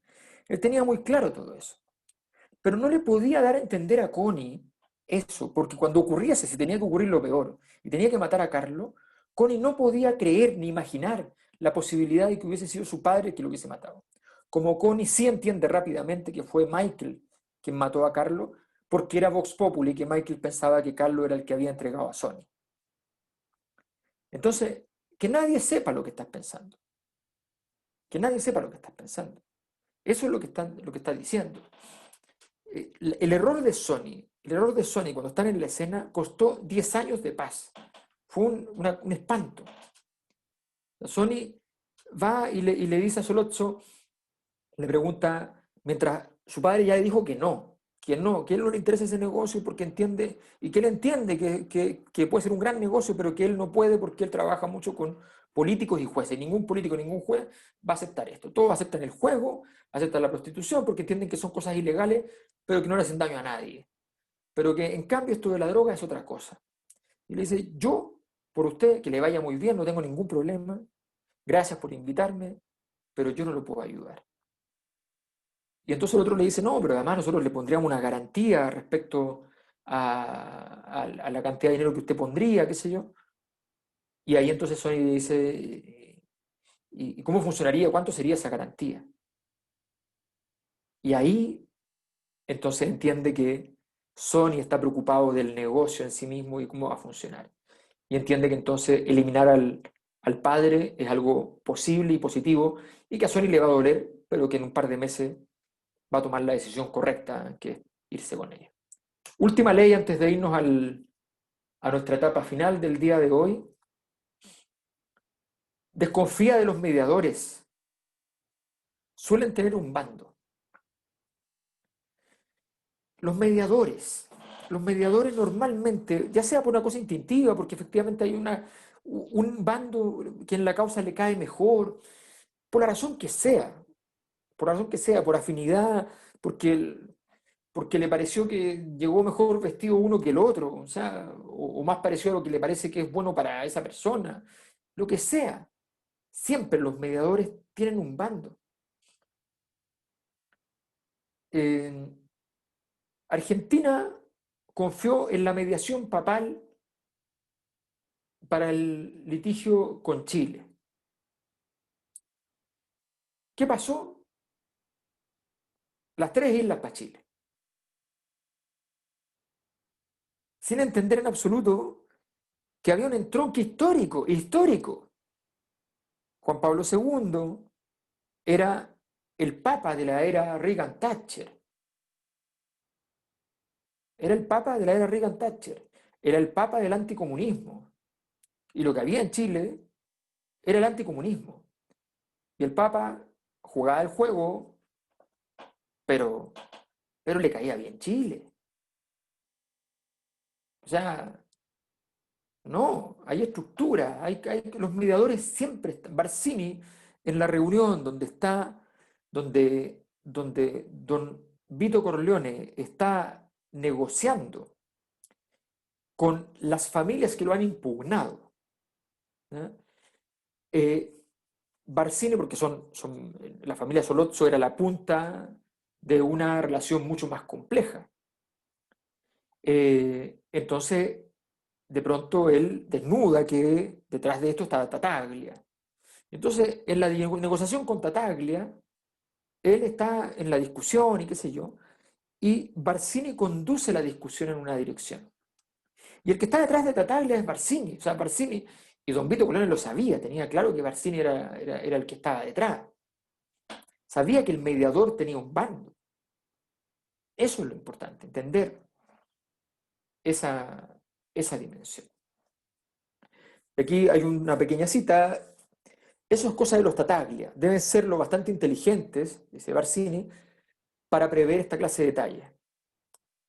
Menciona, sin insistir, perdón, esta es la conversación entre Vito y Mike. Entonces él les explica, dice, eso es cosa de los Tattaglia, deben ser lo bastante inteligentes para prever esa clase de detalles. Menciona, sin insistir demasiado en ello. Haremos lo que podamos, pero si utilizan a un hombre fichado y este cae en manos de las autoridades, no moveremos un solo dedo para salvarlo. Les diremos que no puede hacerse nada. Además, Barcini no tiene necesidad de que le adviertan las cosas, jamás se compromete. Es un hombre que nunca se encuentra en el lado de los perdedores. Nadie sabe que se haya interesado en el negocio de las drogas, por ejemplo, y eso dice mucho en su favor. O sea, él dice, este tipo está metido, pero sabe hacerlo, y nosotros juguemos el juego. Vamos a decir que lo vamos a hacer, pero no lo vamos a hacer. ¿Ya? Porque le estaban exigiendo que se sumen al tema de las drogas, y dice, bueno, si me están exigiendo, y es la única forma de tener la paz, hagámoslo, pero no lo vamos a hacer. ¿Ya? Y entonces le preguntan, ¿significa que estaba detrás de Solozzo y los Tattaglia desde el primer momento? Obvio, le dice, Tattaglia es un chulo de 3 al cuarto. Nunca hubiera podido vencer a Santino. Es por eso que no necesito saber qué ocurrió. Me basta con saber que Barcini intervino en el asunto. Bien, nos vamos con esta. La voy a decir porque es cortita, pero es una ley muy importante. Nada, nunca, es más importante que la razón. Nada, nunca es más importante que la razón. La toma de decisiones se hace racionalmente. Y recuerden lo que racionalmente es contemplar los intereses que están en juego y entender el escenario de los intereses de todos los que están jugando. Eso es comportarse racionalmente. No es tomar una decisión que medita. No. Entender los intereses en juego. Bien, serían las 13 leyes por el día de hoy, don Darío Quiroga. Ok. 13 de 15, está bien para partir. La parte interesante es que, bueno, vamos a enviar el material, vamos a enviar esto a la presentación más tarde, así que mañana cuando entremos, ojo, no hemos terminado, vamos a una pequeña pausa, pero digo que cuando retomemos, obviamente siempre hay la posibilidad de hacer ahí algún pequeño intercambio de algunas nociones, de mirarlo, profundizar alguna duda que haya con el tema de las leyes. Así que agradecemos a Alberto, que se prodigó en estas 13 leyes, y algunas profundizamos más, otras menos, pero ahí vamos a ir siguiendo trabajando, porque además las leyes se concatenan unas con otras. Eso también es una cosa interesante. Uno a veces va volviendo con algunas que ya pasaron. Oye, voy a desmutearlos, el muteo general. Ahí están, ahora ya son libres. Bravo. Bien. Oye, vamos a hacer una pausa corta. Bravo. Serena libre. ¿Libre de qué? ¿Serena libre de qué? Ya están ahí con las proclamas. Libre de Santiaguino. Ya está muy bien. Darío. El Coppola, mira, Alexis está ahí con el vino Coppola. Eso. No compro en honor a este seminario y a escuchar a Alberto. Muy bien. Pago más, es más caro, Coppola es caro. Está bueno, está re bueno. Ya, está bien. Ahí está. Vino californiano. Hijo de... Sí, está muy bien. Espera, ahí va a mostrar otra. Mañana será más barato, Coppola también, pero segunda selección. Está bien, el hombre sabe tomar parte con lo mejor y después va bajando, es un clásico. Los que somos Pumas pensamos que es al revés, entonces partimos con el litreado, nunca llegamos al otro. Ya, oye. Caja primero. Eso, claro. No, déjate el mejor para el final, que quede. Yo soy así. Oye,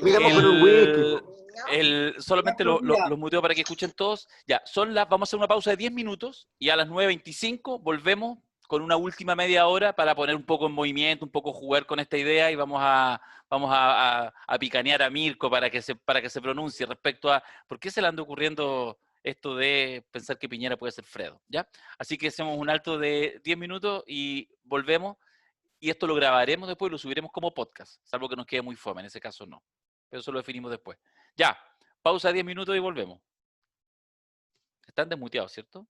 ¿Pueden hablar o no? Sí. Pueden. Democracia directa ahora. Democracia. Chao, parces. Muy bien por todo. Y eso es... Qué buena presentación, oye. La cagó. Muy buena. Muy buena. Como que uno sigue pensando todo el rato. Sí. Macari. Y Macari está en el otro podcast. No, Macari está igual de espectador que nosotros. Sí, es una belleza ver cómo analiza las cosas Alberto. Sí, No, sí, pero ahora tenía el comando jungle. Sí, eso, sí. No me digáis. Sí. Es un traidor. Pide estar grabado, porque ahora es el comando jungle. Sí. No, tiene que estar está en vivo, tiene que estar grabando y después vuelve. La otra pyme. Sí. Y hasta a la ¿Cómo se lee eso desde el poder? No, es que es leemos la eso otra del poder? pyme, po. Es la otra pyme. Aparte que mientras mayor le hablaba, podía estar en el otro. Si se puede dividir, po. ¿Es una la mayor necesidad de Mirko? ¿Es una necesidad de Mirko o una estrategia de Mirko? Ah, es estratega. Estratega, no es táctico. Mirko es un don. Esto no lo está haciendo así porque sí. ¿Por qué junta el seminario con Jungle? Le coincidió. Tiene que producir, hombre. Es que Jungle Tiene que comer. Tiene que cambiar el PW. Come rico mismo. Tiene que tomar. Es un hombre eficaz. Sí. Es un hombre O eficaz, eficiente. completamente. Porque no es eficiente, pues está en 2 programas al mismo tiempo, eso no es eficiente. No, pues claro. Pero eficaz. Pero está en los 2. Pero está eficaz, está cobrando por los dos.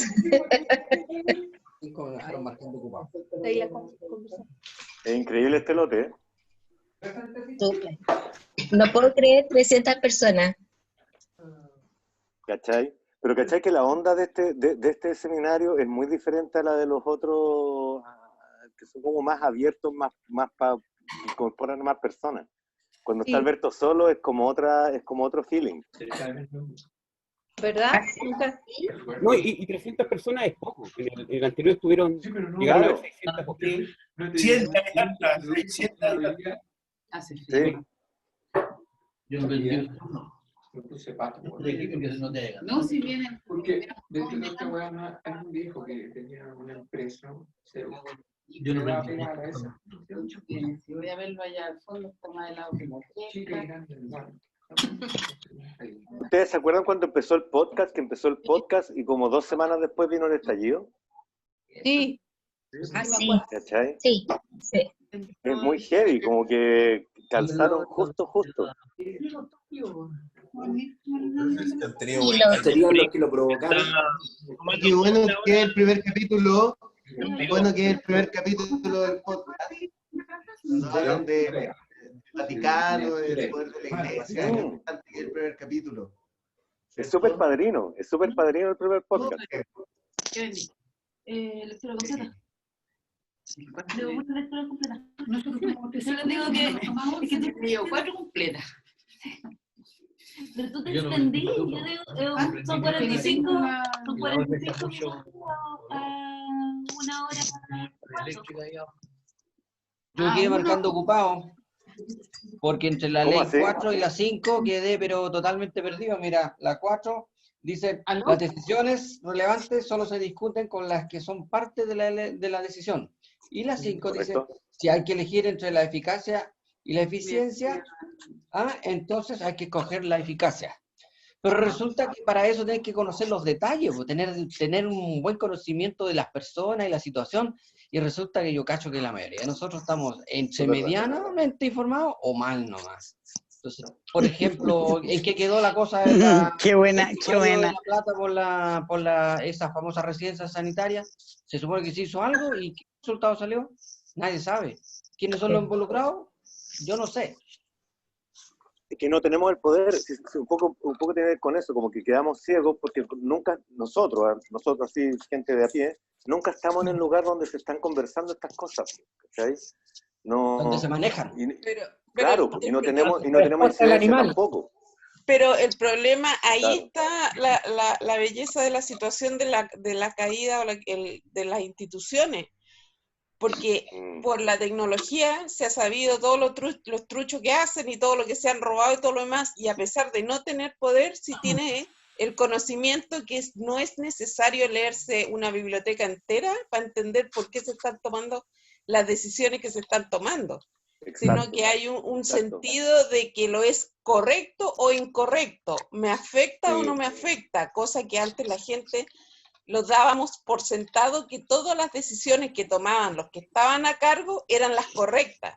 Pero ahora con toda esta tecnología, con todo lo que se ha sabido, y en base a no tener quizás no los mismos valores o ética o moral, ¿es correcto o no correcto? ¿Me afecta o no me afecta? Y si me afecta, hubo la explosión que hubo. Entonces el conocimiento base interno ya no es tanto, es como a mí como persona, y eso es en base nuevamente a que todo se filtra, todo. Eso es porque está debilitado el programa. Es un punto que hace mucho, claro, eso es un punto que hace mucho Mirko, que en el fondo las tecnologías han permitido trasladar el poder, efectivamente. Es que lo que como ahora pasa estamos no es mejor informados, claro. Es que lo que pasa es que estos seminarios no es para que, es por lo que habla Pedro, Juan y Diego, o Mirko, o Alberto, sino es que mirarse hacia adentro uno mismo y decir, a ver, esto me hace sentido, no me hace sentido a mí como persona única. Y lo que tú ves es que a muchos no les hace sentido lo que sucedió, y a pesar de quizás no haber ido todos los viernes, pero todo el mundo apoyaba. Es como lo que se decía de que se incendió el metro y la gente dijo, oh, se incendió el metro. No está mal, porque ya estamos ¿Y qué tanto? ¿Me entendí? Claro. Entonces, todavía no sabemos qué lo quemó. Claro, no se sabe qué es lo quemó, pero se tiene alguna idea. Pero los camiones se vuelve... solos, Claro, pero se vuelve al mismo concepto de que es necesario yo tener tanto conocimiento o es necesario mirarnos hacia adentro y decir, nos han cagado toda la vida, así que esta cuestión hay que quemarla en un principio y a lo mejor uno directamente no lo quema, pero permite que otros lo hagan, pues, ¿me entendí? Y no cuestiona que esté mal. ¿Qué es lo que tú decís? Que no te logré encontrar. Tú dijiste que había una idea de quién quemó el metro. ¿Quién quemó el metro? ¿Cuáles son sus apuestas? No importa. Es que ese no es el tema. Al parecer no importa. Claro, en el fondo no importa quién lo haya quemado o no, sino que demuestra el malestar ciudadano. No, y donde se quemaron también. Lo que pasó es lo que importa. Pero es que tampoco a la gente le interesa saber. Que no nos importe es una de las cosas que importa. Pero es una columna vertebral de Santiago. El metro, como dice Mirko, lo quemó el gobierno al irse en contra de los estudiantes. Al final ellos le prendieron la mecha y dejaron que saliera el animal. Yo pienso, Lo mismo, oye, pero si es lo mismo que pasó con los camioneros. Partieron los camioneros y ¿qué hizo el gobierno? Se sentó para que hubiera todo, para que así la gente hiciera presión para que y se les dio vuelta, porque ya la gente no actúa de la forma que actuaba hace 20 años atrás. Esperaban que pasara lo que pasó con el camionero lo inventó el gobierno. Quiroga está grabando todo esto. Que lo vamos a poder... el debate ciudadano. Pero yo opino que el de los camioneros lo inventó el gobierno. El tema de la humillación. ¿Ustedes se acuerdan del primer cacerolazo? Estamos desordenados, güey.